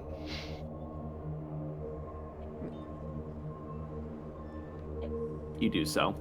And you make your approach, and two of the Grave Wardens spot you. And they eye you curiously, but say nothing. And they look over and can see the cart behind you as well. Hi. Me and my buddies were looking to get past. Is it safe over here? I'm afraid not. No? Oh, okay. We kind of figured that'd be the case. You looks aren't gonna like stop us, are you? He takes a close look at you, and there's a stillness in his body language. Strongly advise against you proceeding into the Blight. We have seen movement within Flamehearts. I trust that you have your right mind about you and will not associate with them or the creatures that have been rising out of these waters. Oh, for sure. Yeah, the undead scum. Yeah, we don't really fuck with them at all. We're kind of made of sterner stuff, so if they try anything, we'd be ready. Then may Zula be with you. Where are you taking this caravan? We've got we're picking through for refugees that might be being held captive over there. Yeah, we're looking for stragglers. Just tell them the truth, Cobweb. They're not gonna like the truth. We were expecting a shipment here. It had been delayed several times. Yeah. Are you with the chaplain? Oh yeah! Yeah, he sent us here on a sort of a side mission. Yeah, we've got some rations we're meant to drop. Oh, then why didn't you say so? You can park it next to the side of the chapel. My bad. I sort of put the horse before the cart. Well, I'm glad you only mean that in a metaphorical sense. Do you know if they had secured the line that we had requested? You know, I never got any word back on that. You know how these things go. God damn it. Well, I suppose beggars can't be choosers. I appreciate you coming here, and I understand the confusion. Just stay out of the Blight. We've already been attacked twice. Oh, we don't mind helping out, going out of the way to help out the old boys in blue, you know. But yeah, let's get this stuff offloaded so we can maybe get up on our way, get out of your hair. I appreciate the offer. And with that, the Grave Wardens do well with some of the other Shire Guard that are stationed here and unload several crates that you had been sitting on top of as a party before they secure it inside. It looks like they do well with their cargo that they pull up in this place. There's a series of various herbs and what kind of smells almost like a minty sort of herb that they pack away, and it looks like they're taking careful work to keep moisture out of these provisions.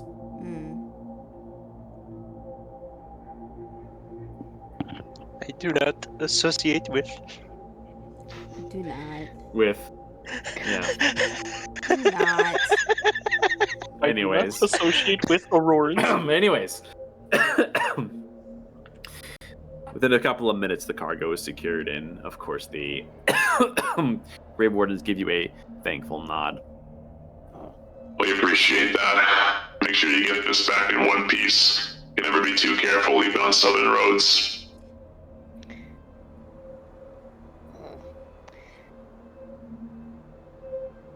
Right. All right. Well met. He sort of waves them off and. All right, kick it in high gear. Yep.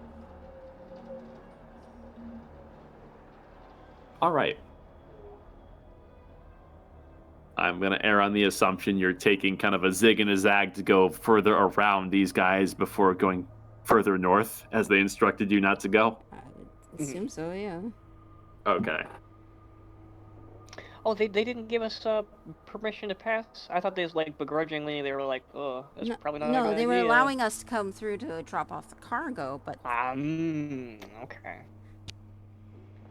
Yeah. All right. Then yeah, that sounds like a plan. All right. And My so, bad. Yeah. doing well to make sure that you're not seen heading further into this blight. You take a detour heading west a couple 100 feet before fog obscures view of this outpost before you go north. And the road that you are treading begins to become more saturated.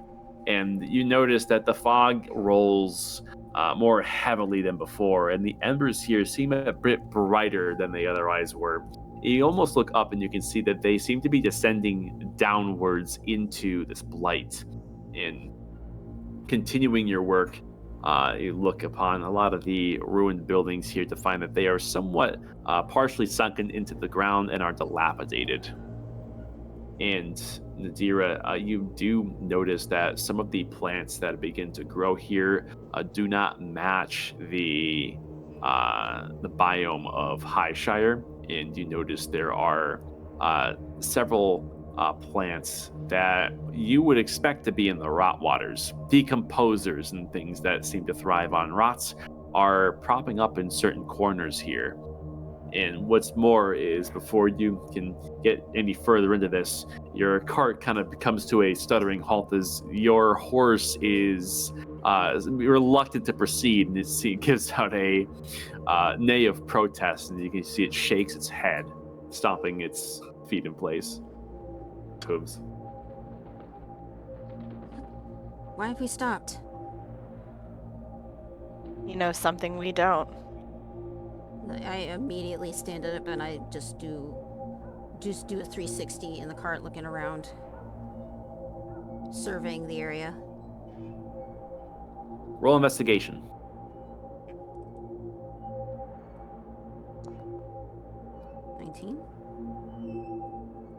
While it's not clear why, you have this feeling that you are being watched. We're not alone here.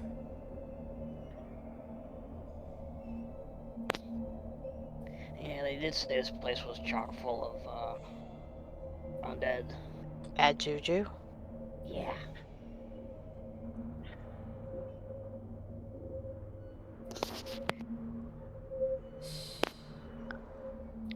Well,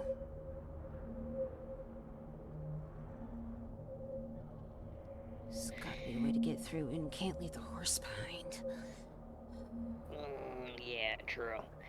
Nadira, do you think you could talk it into cooperating? I could certainly try. Okay. Remaining on the carriage, will just kind of give him like scritches and whisper sweet nothings in his ear, because horses are fight or flight creatures, and I'm gonna get the fight instinct going, not the flight instinct going. Because they're stupid. Okay. Roll animal handling. Horses are so dumb. You should see the shit they spook at for no reason. That's why they do the desensitizing to them, yeah. Girl, that sometimes does not even work.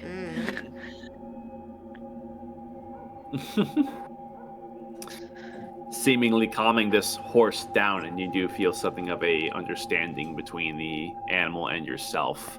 The horse calms down, and although it is tense in its movements, and you can see the muscles are still a bit rigid, it seems intent on moving forward, although hesitantly.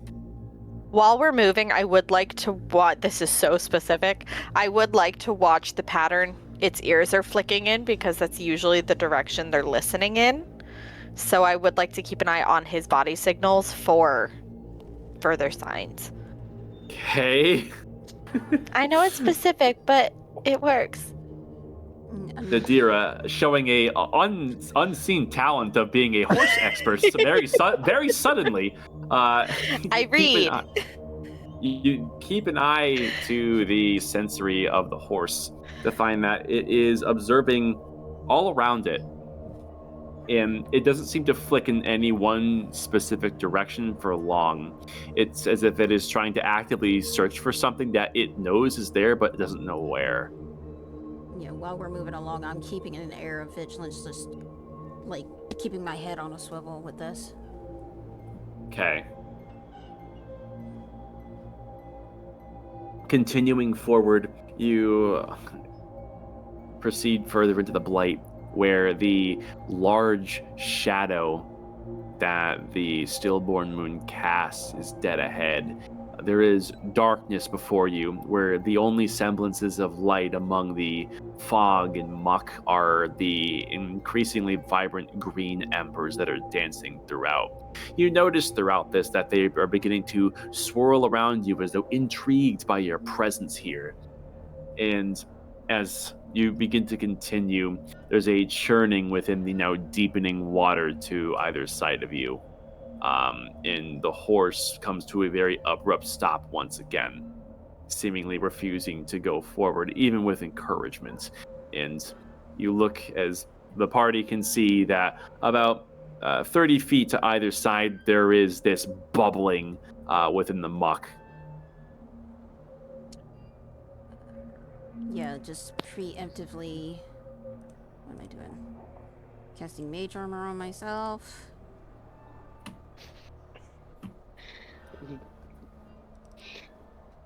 I guess I'll have Cobweb pull out the big blast, prop a leg up on the side of the cart and balance it on his knee, pointing down at the bubbles.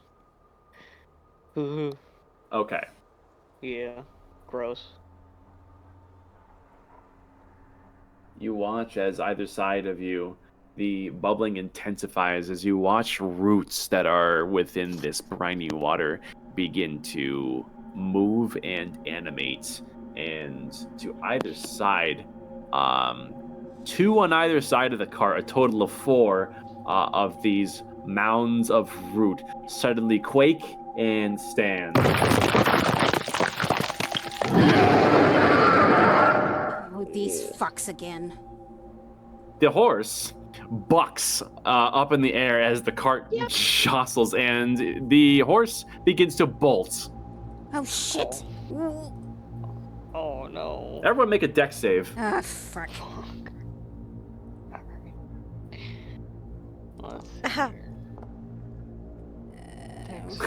Yeah, I don't think even with fucking what you call it, it'll help me. No. Yeah, no, Cobweb, the most graceful of us. Oh, no! The horse, being horrified by these abominable creatures that have just emerged from the swamp, bolts back down south. And with the rough motion, the DC was 15. So Nadira, Erithal, Dagny, and Praken are all sent flying out of the cart. Praken, you have a hard landing as you land face first in the mud and obscuring your visor as you all become sodden, landing within the bog. And Cobweb, you somehow, with your stature, managed to stick the landing back into the cart. But this cart is now speeding away from your friends, who are being surrounded by these four creatures. However, they do not immediately attack. Okay. Cobweb is going to, I guess, get to the front of the cart, try to jump on the horse's back, get as close as he can to the horse's ear, and he goes, "Stop moving." Ooh. Roll intimidation. All right, let's see here. Cheeky, hiya. Shut up and Hang fly on. straight. Advantage. Oh no, again. God. Oh, what is it? Just do what I say, or the slow creature gets it. Shut Don't be up rash. and fly straight. The horse comes to a screeching stop, digging its hooves into the sodden road, and the cart kind of jolts as you are sent forward a little, and the horse is side-eyeing you. The fear of the creatures has now seemingly been placed onto you, afraid that if it disobeys, there may be consequences. You have asserted your authority. and You will, you're a good you 50 will turn feet away around from the and rest. pick up my friends or consequences. As for the rest of the party, these 4 creatures quickly surround and form a circle before one of them comes a bit closer than the rest and inclines its flaming skull towards everyone, and it speaks.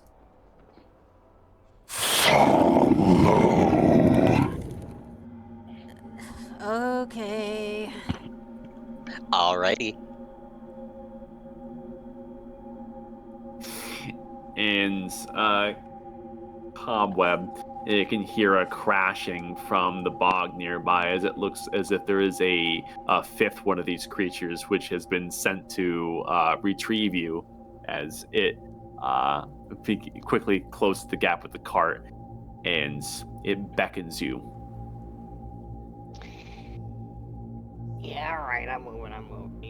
He climbs back in the cart and snaps the reins and pulls it back around for everyone else to get on. The horse does not want to cooperate. It seems as though you are going to have to follow these horrific creatures on foot. Oh no. Okay. So much for a high-speed getaway, and he hops off and joins the others. All right. Please don't eat him. Yeah, I was gonna say. All right. And I presume everyone is going to be following the lead of these creatures. Yeah. They escort you right into the darkness before you, and you trade the dwindling light overhead for a harsh shadow. And after a good 20 minutes of almost wading through this murky water with these embers lighting the way, you arrive beyond the walls of Northern Highshire. Much of these walls, unlike the rest of the kingdom, have been knocked down by the roots. Where you continue before you come across a giant root, no less than about 150, maybe going on 200 feet in diameter, that is twisting upwards into the sky and into this moon, where these creatures are pressing you forward to begin climbing. It's winding enough so it's something of a 45-degree angle, so it's a bit of a harsh hike, almost a climb. Praken will just start flying. That works. I am gonna spend a 4th level spell slot and cast Fly on Nadira and myself. Okay. Oh, thanks. I see how it is. I see. So You date the technically- wizard. So technically, the way that it works is I can carry as long as it doesn't exceed like my weight limit. So theoretically, I could at the very least carry fine. Cobweb.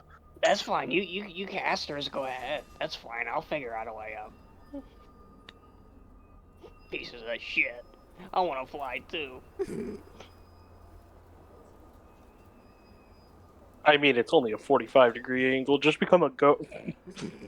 Yeah, Cobweb, aren't your calves as strong as the rest of you? Do you even work your You legs, know what? bro? You know what? Do you even Keep that do leg same day? energy. We're about to find out. And he starts climbing. All right. Bully the gym rat. To those climbing, just I'm gonna say roll athletics. Gotcha. Let's see here.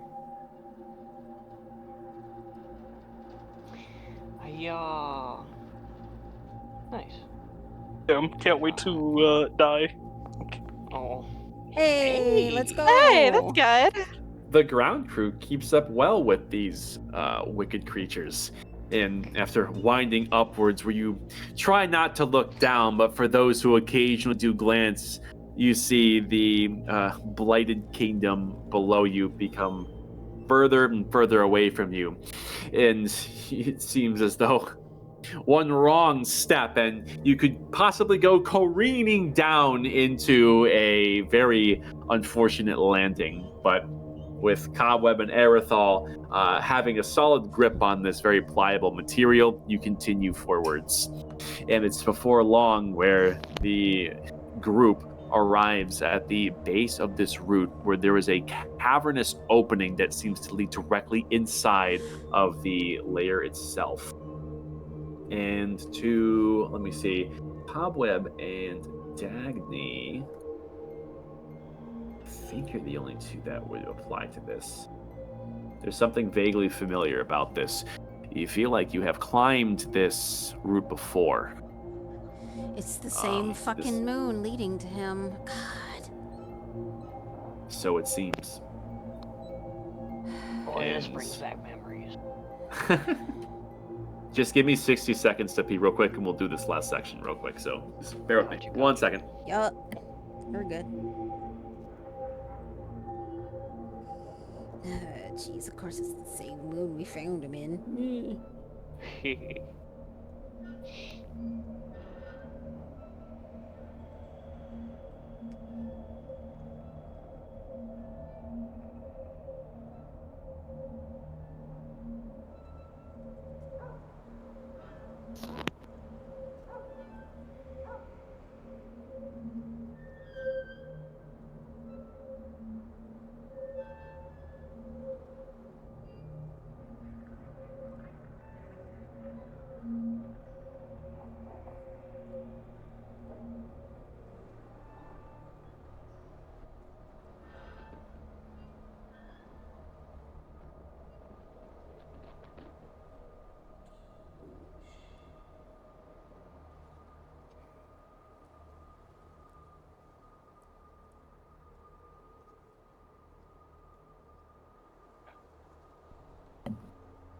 Okay.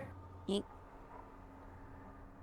And with these creatures ushering you very forcefully inside, you can see that this path winds down into what looks like stonework, a familiar entrance.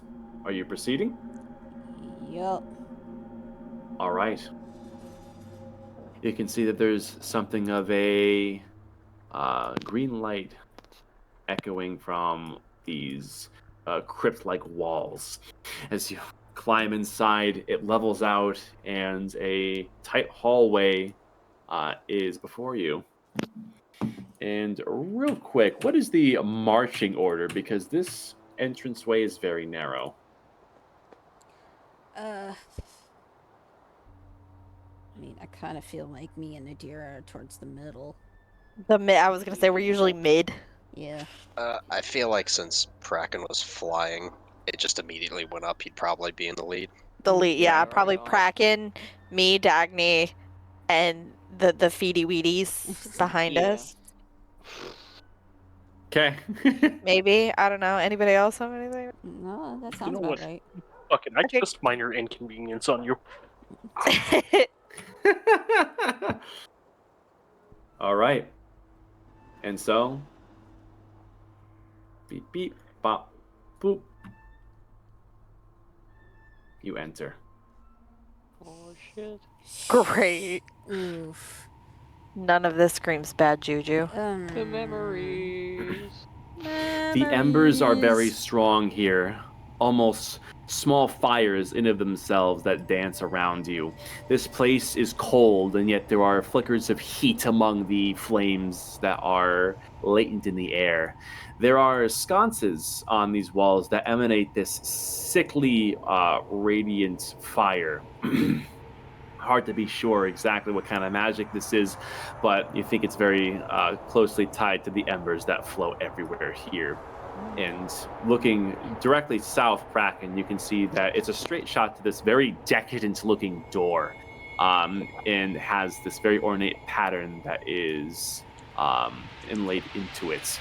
And you can see down one of the corridors here that there is quite a manner of ways to go off into. But you look to the outlays of the little like alcoves that are within these walls, and there's clearly signs that this is something of a catacombs. Fancy.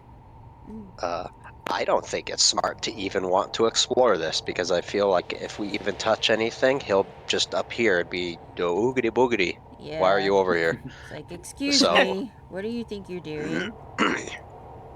And So I feel like, Kraken- if anything, just go south to the fancy door. Yeah. Yeah, you do hear there are these delicate sets of a single set of footsteps, delicate in how they walk, coming from this direction that is approaching you.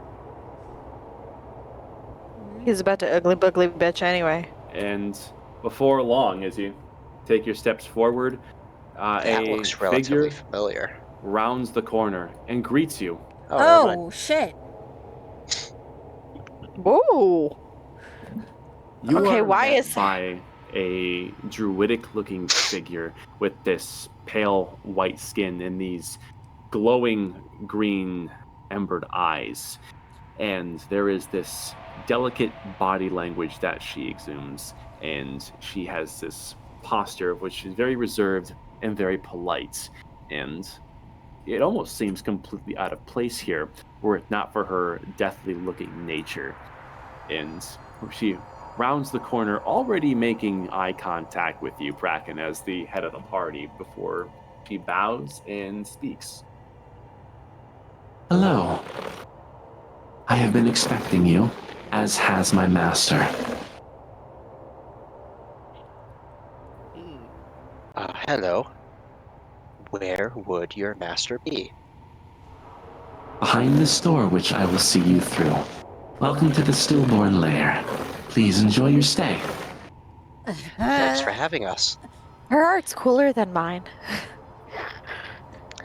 Thanks for having us. Giving this place a 1-star on Yelp. Dagny just whispers in her ear. What is a druid doing here? I apologize, my brisk nature. My name is Ophelia, and I have been instructed to see you safely to the central chamber.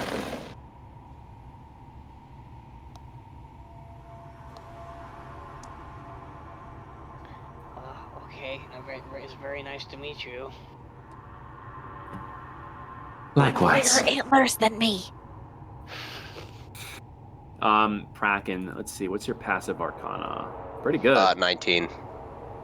As you get close to her, there is a distortion in the air around her. You sense extremely strong magic. You see it best not to get any closer than you already are. And as for Nadira, there is an air of familiarity in this figure. You're not sure if you are directly familiar at any personal level, but this is definitely a well-established druid that is seemingly deeply associated with Zenith Rhea. Well, that's not good. Good. With that, she moves forward and lays a hand to this complicated looking door. And you can hear an actuation as the door opens. Before having her hands tucked neatly clasped to her front, she walks inside and takes a step to the side and gestures very politely for you to enter. Praga just walks in. Pardon the intrusion. Just try to be polite.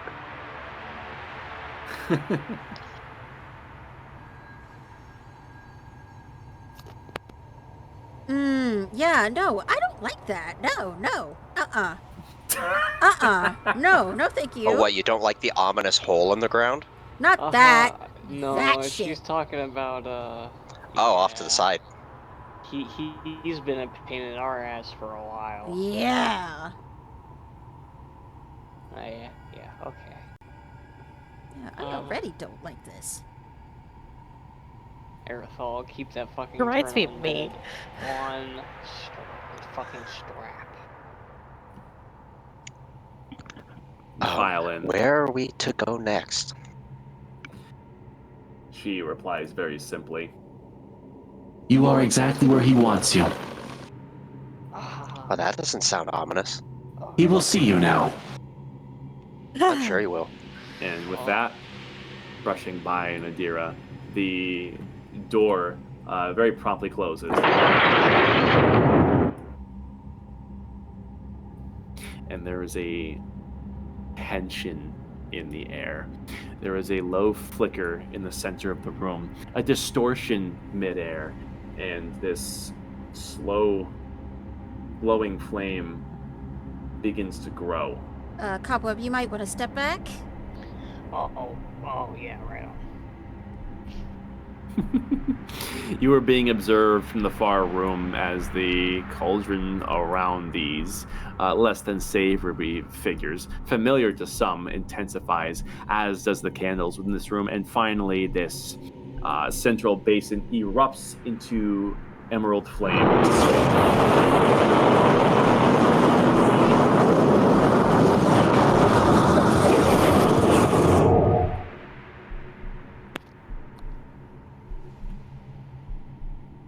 You are in the presence of Sinadrea.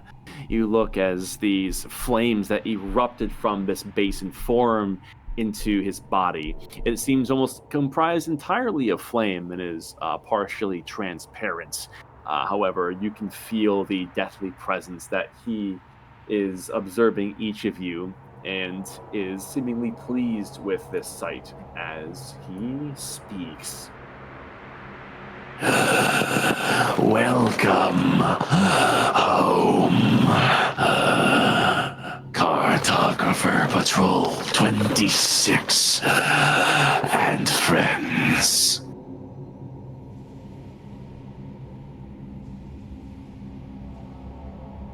It's been some Hello. time, Sinadrea. Yeah, you lost weight. Much has changed, and the world continues to die, as predicted.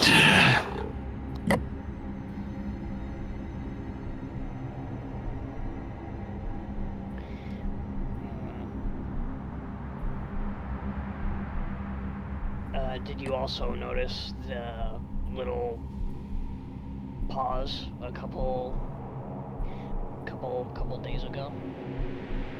That sort of gap between the arcing rings. I'm having a hard time hearing you, man. Oh yeah, right on. He's essentially asking him about the if you noticed what they did at the Omen. Like if you notice the omen disappeared or slower. Like you said weakened. the arcing rings sort of paused. They stopped like the this little discharge they were doing for a bit. Okay. Yeah. Sinadrea turns his floating skull of a head towards you. Yes.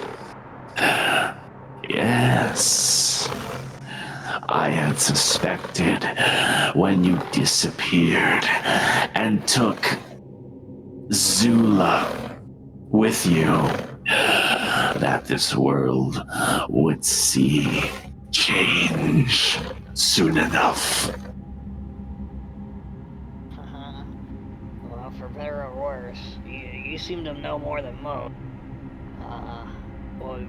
What does the word ignition mean to you?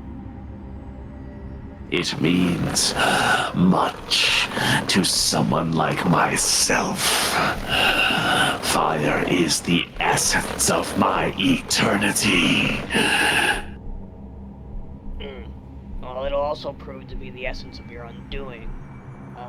Should the angel have her way, this entire place will be bathed in balefire, completely scouring it all but the most hardy heliostone life. Yes. Yes. Such is the nature of such angelic, foul creatures. Their work is unfinished, and I suspect they are doing well to finish what they started. Only this time, rather than a world filled with capable people, there are scraps. Scraps. yeah, the state we found you guys in is, I mean, don't get me wrong, we appreciate everything you've done. It's just, man, this is kind of sorry. Yes. It is rather pathetic. All I have done for this kingdom is not enough. Yeah, it's almost like you need something to maybe, I don't know, something a little extra. You are correct, Cobweb. Continue entertaining your line of thought. I want to hear it all. Yeah, okay.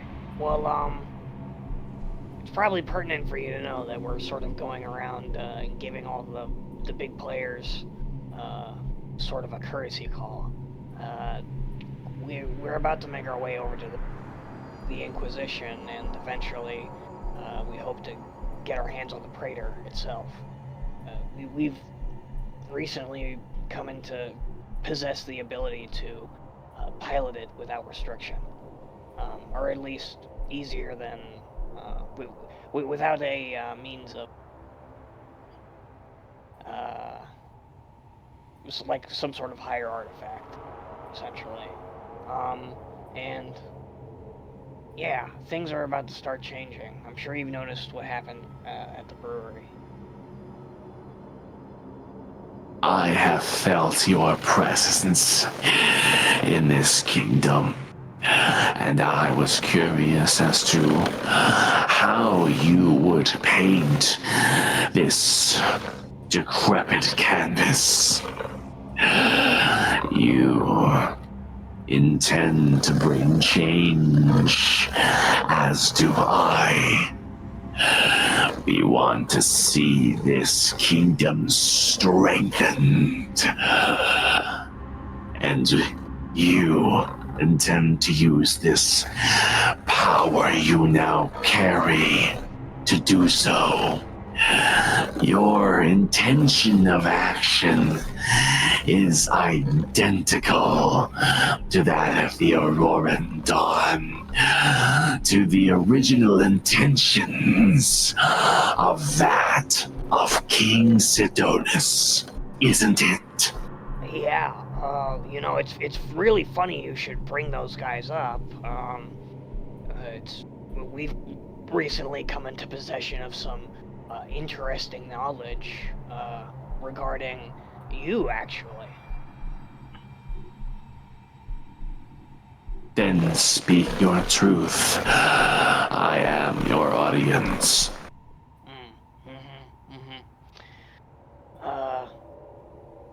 You were backdoor dealing. I'm not gonna mince words. We know. I get why you would do it. Place your bets on the. I mean, try to be on the winning side, whatever. But I'm not gonna lie. It's gonna be tough to trust you after that one. You speak of the winning side, as if my actions are deplorable. But I have not lied to you. I warned all of you. What may happen if you ignore my warnings? The nature of Zula. And where has that gotten you? A dark, lifeless spire at the center of your kingdom. And power within your chests, which I suspect you five do not wield alone. Yeah. Guys, jump in. He's cooking me. I mean, everything he says is true. Why refute it? Fuck.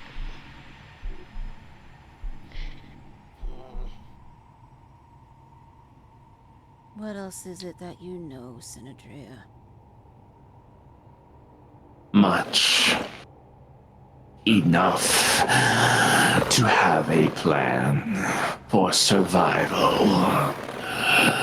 Humanity does not need to die. Yes. When the angels descend again, they will target you. Every last beating heart in your chest.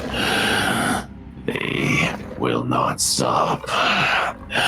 Perhaps they cannot be stopped.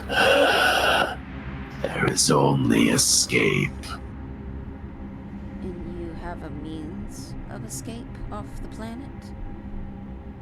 The planet. Bold aspirations. As I exist, the angels care nothing for my presence. What I am is of no threat to them, or so they deem. This gift of this emerald fire to exist beyond death is the gift I seek to give to Highshire, so that when they become something more than human, angels will drop their ire. Oh, no. So you seek to change in humanity into something else, thus mutating humanity into a non-humanoid entity. It is only natural for you to view my methods as grotesque. Such is the nature of closed-minded thinking. But ask yourself, the worlds before the fall, they could not stop these creatures. They only escaped hiding, or hiding within the veil of Zula, a veil which exists no longer. So, how do you expect to survive their coming again? Well, maybe it's not the second coming we should be worrying about, but the fact the planet will be destroyed. We may have stopped the Omen, but we don't know for how long, Senadrea. The Omen. Yes. Quite the conundrum. My work on your people is flawed. Without stopping the world from cracking in half. Showing Highshire beyond death will mean nothing. And that is why I require more. That is why I require you. Me? All of you. Or at least just one. What would you need of us? The power within you is limitless.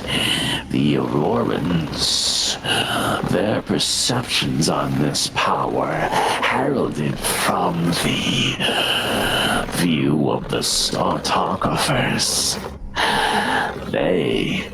These Startographers, they manipulated the Pillar of Commandments to foster this power in the first place, because they knew this was the only power that could not only save humanity, but alter the fate of Helios.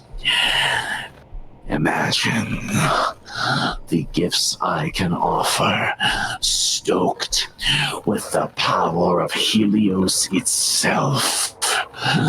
We would be beyond the angels, and we would have the power to rewrite this world. There's one flaw with your plan. One of the fundamental prerequisites of utilizing auric energy is the maintaining of one's humanity. Mutate too far from the baseline, and the effects can be chaotic and unpredictable.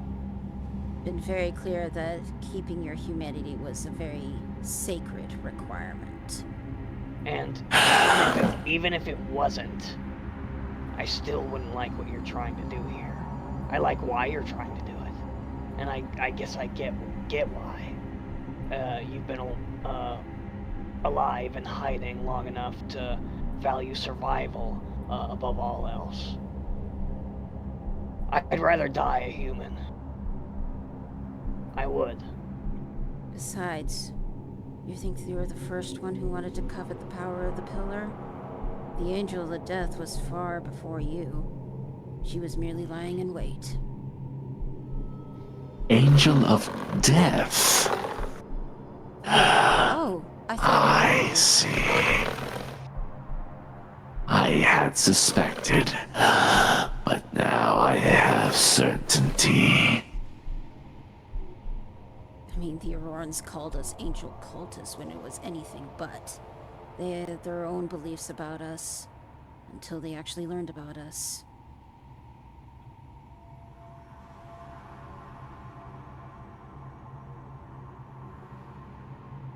I understand.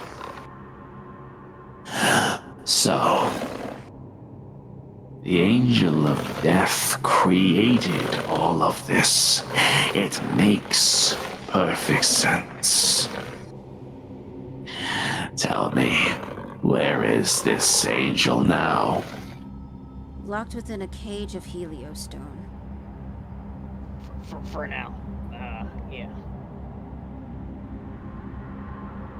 Is that so? A cage, truly? I mean, if you can call being on the inside of the planet a cage, I would say so. The Aurorans. I see.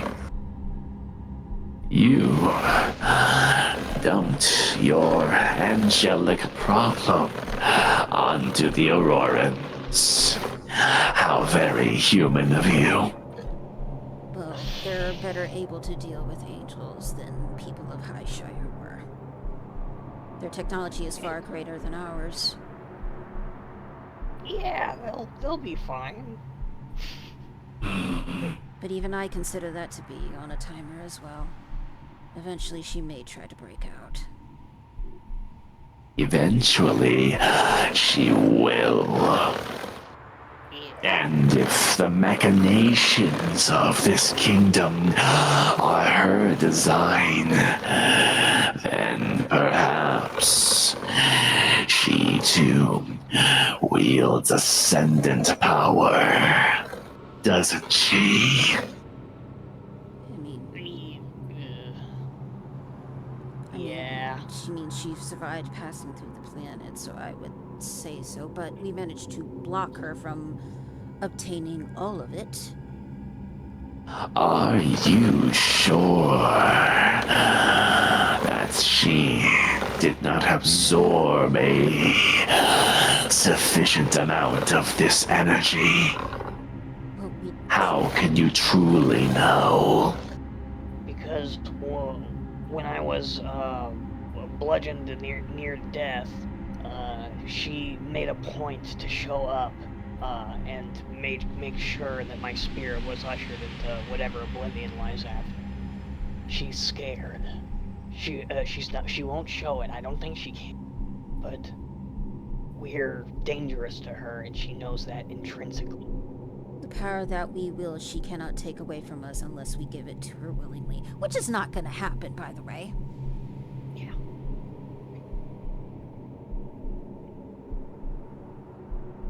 You are a fool to think that she needs to kill you to take your power. And you are a fool further for thinking that you could ever stand to kill such a creature. Face her as you are certain to die, thus wasting this power. Yeah. That is why we need to work together. That is why your ascendant power and my gift of undeath must be used in tandem. Normally, you'd be right. Under normal circumstances, the Angel of Death is completely and utterly immune to the arms of men. However, she's not immune to certain fundamental laws that we've discovered apply to Angel. If we can make direct contact, we're powerful enough, we would be able to immobilize her almost indefinitely. And you are willing to put all of humanity on this bet. Foolish. Well, foolish, maybe. But no matter how you slice it, the chances were slim from the jump. You all are concluded in your minds, but know this. You alone do not dictate the reality of this world, much less your kingdom. Whether you like it or not, my influence on your people grows as they understand the truth, the futility of their humanity, and the worthless god they've been worshipping. Well, see, that's the thing. Zula may have been a facsimile of a coda, but there is a god on this planet that goes by a different name. It is the planet itself. It is Helios. The deep, everlasting... Of course it's Helios. It always has been. Yes, you with your gilded chosen would hear none of such words, as equally convinced in your ways in that war room as you are now. There is one that And believes look how us. sorely incorrect you were. You really think you understand everything about this world? I don't know everything, but I know enough. See, I disagree. In my state, I have learned so much about Helios, about power. Let this be clear. My hand in reshaping this world is absolute. Make this known. Humanity is behind me. Death is beneath me. I am forever. Well, I tell you what. When we figure this out, and we get to the other side, and I get to see the future as a man, and you're still here, sitting as this shriveled corpse, plotting whatever you may for eternity, looking but never being able to participate in what you lost, what you threw away. We'll accept your help. We'll be glad to. So long as you're true. But know this. Not everyone is so quick to discard the gift of their humanity. And that's all. A gift which may cost you everything. Choose your fate carefully before it chooses for you. Choose my fate. Was it not you who said that the power within us had the ability to change the fate of the planet itself? In the right hands, yes. But for as powerful as this ascendance makes you, you are still human. Fragile and doomed to die. So you think it would be better in your hands, then? Is that what you're getting at, Sinadrea? Yes, you are exactly correct. And make no mistake, in taking the power from only but one of you, you would not die. In fact, I am willing to grant you whatever peace you see fit for yourself, as your power becomes one with mine. You don't want to give us your power. You want a sacrifice. For those who are in the business of reshaping reality, sacrifice is intrinsically tied to it. You say you use the power to reshape the world. How do you see the world being reshaped, Sinadrea? Besides, turning everyone into a shambling corpse. Sinadrea pauses for a while, and you can see the flames sputter. And there's a washing over the room as you can see that there are a great many thoughts that run through his skull before he eventually speaks up again. My prospect on reshaping Helios is largely aligned with your own. You must understand that your intentions with this power, they give you credit. However, your fragile humanity is where the problem lies. Humanity is the problem? It needs to change with this world. Or it can stay the same and die with it. Did you not see? What if I told you that the world doesn't want to change? What if Then I told you that directly from the word, directly from the lips of the closest thing to a divine being that this is graced this fucking infernal rock? What if I told you that that short-sighted, dogged determination is exactly why the world chose us in the first place? You're basically attempting to tear away the one thing that truly connects us to this power. It's idiocy, and I won't have any of it. Then perhaps you should take care to rethink your perspective. Time is running short. And if you will not bring clarity to Highshire, then I will continue to do so as I have. With every day, more of your people see things clearly. Those who are not afraid to change. The flame hearts. Those who accept my wisdom may be saved yet.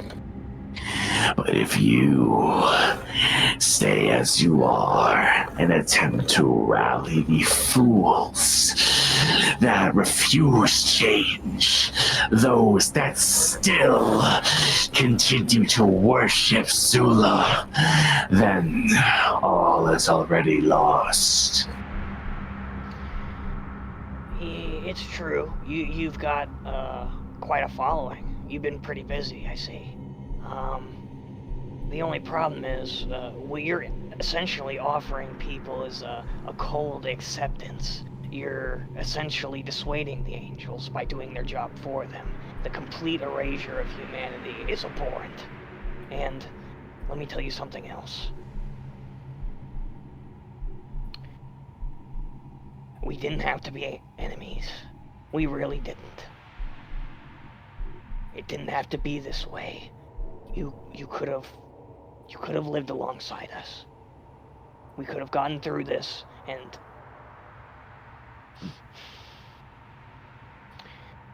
I'm sorry for what comes next.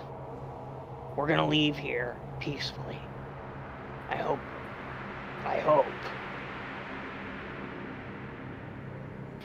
If you've changed your mind, send us a message. I'm sure you're capable. We know he's capable.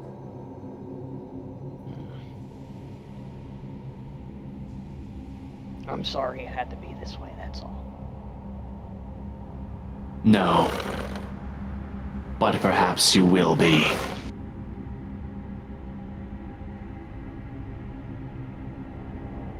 With every death of your people, I will lift them from it. And they will understand. I give them the favor of understanding to see past their own indoctrination. It is a shame for as much of this world as you all have seen that your insights fall so short. Perhaps this is why the world fell once. Perhaps it is fate for you to fall all the same again. Your ideology is a cold numb. And that's comforting to people, especially during times of trauma. But when they see what we have to offer, when they see the warm radiance, they're going to flock to us. That strength. What they will see is the power of their god stolen from its seat, wielded by a small, meddling goblin and his friends, whose stubborn nature will continue to doom all his people. You think we had a choice when we took this power? We didn't know what we were expecting. The only thing we sought to do was to keep it away from Akoda. That was the main goal. Taking on this power was not a choice. Yeah. Then, by all means, continue to carry this burden you didn't ask for, while refusing to relinquish it to more capable hands. Run along and commune with this stubborn chosen still trying to run your broken kingdom. And when you see how blind they really are, how unwilling to see you for anything more than a stolen fragment of the gods that they search for even now, they will not understand your foolish optimism for a world beyond death. To cling to these ideals is to cling to a grave. Oh, okay. You know what? I think we'll do just that. And when you hear the voice, when you hear the singing from outside, because I'm gonna make sure it's loud enough for you to hear. You're gonna know. We don't need you. Let's get out of here, guys.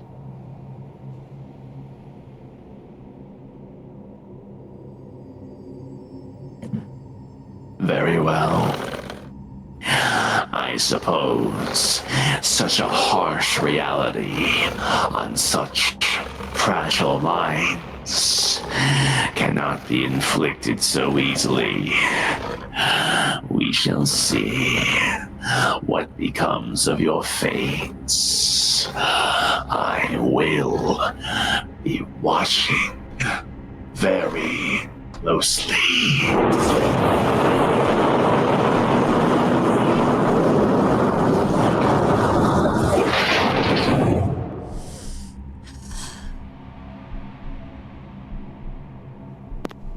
So that was fun.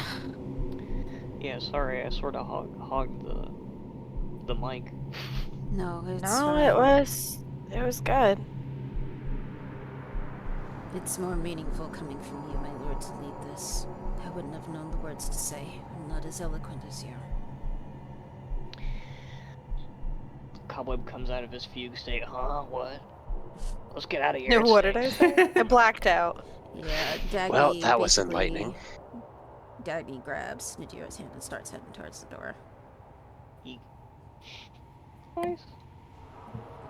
Speaking of things that weird them out, that druid remind you of anybody? It kind of looks like you, honestly. Yeah, she stole your whole flow. You pass her by as she watches you all leave with a delicate complexion and folded hands as she gives you a bow on your way out and says parting words. I do hope you've enjoyed your stay. Please be well. Have we met, Ophelia? I don't believe we have. Look familiar. There is a blank, haunting stare coming from her glowing eyes as she simply observes you with this eerie stillness. Looking at her closer, is there anything on her body about her shape that's just wriggling at that familiarity in my head? Like, is there any one particular part of her that is like triggering my brain? Roll Wait, history. is she from the fucking book? Is she from the fucking book? I don't know. That's why I'm rolling history, guys. I have +0. This is gonna go so well Come for me. on. You can do it. I believe in you. Okay, I'm using my inspiration because I really want to know. Hell yeah. Oh, come on. Okay, Aw. fuck me. It's fine. Screw me, I Aw. guess. Although extremely twisted, there are vague hints in her cloak. It's something that you haven't really seen in a long time. This is an extremely old type of dressing that you would recognize from old world druids. But even then, it's a hard link to make because it is quite twisted. It has been modified tremendously, almost corrupted in some way, or perhaps transmuted. It's heralding to more ancient druid history for sure, but there's a lot more going on with her than you understand. Okay.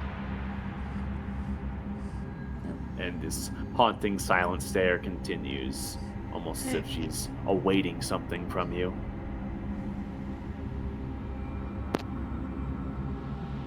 That's not ominous at all. Okay. No, come on. Bye, ghost lady. Be well. I'll try. You all are Actually, heading you know back what? out? Yep. Hey, man. Yep. You said her wear was of druidic influence, right? I'm sorry, say again? You said her outfit and gear was of druidic influence, right? Yes. Or at least Does it have the originally. druidic language on it? Do you speak the druidic language? I do. Oh, I you do. Oh. You look around and there isn't anything that is inherently druidic. You can see that if there ever was a place for it within these trappings, it has definitely been changed tremendously. You imagine by the work of Sina Drea. You can see that there are these very arcanely, masterfully created sigils on her that you can't read. Damn. It's arcane sigils that I just don't understand. Yeah. Okay. Oh well, that was worth a try. All right. And now everyone goes. Yeah. Yep. Yeah.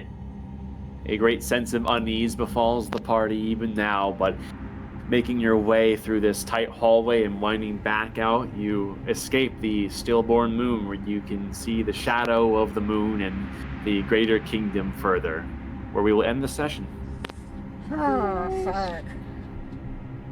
Finally, we got to Jesus. give old Boney a piece of our mind.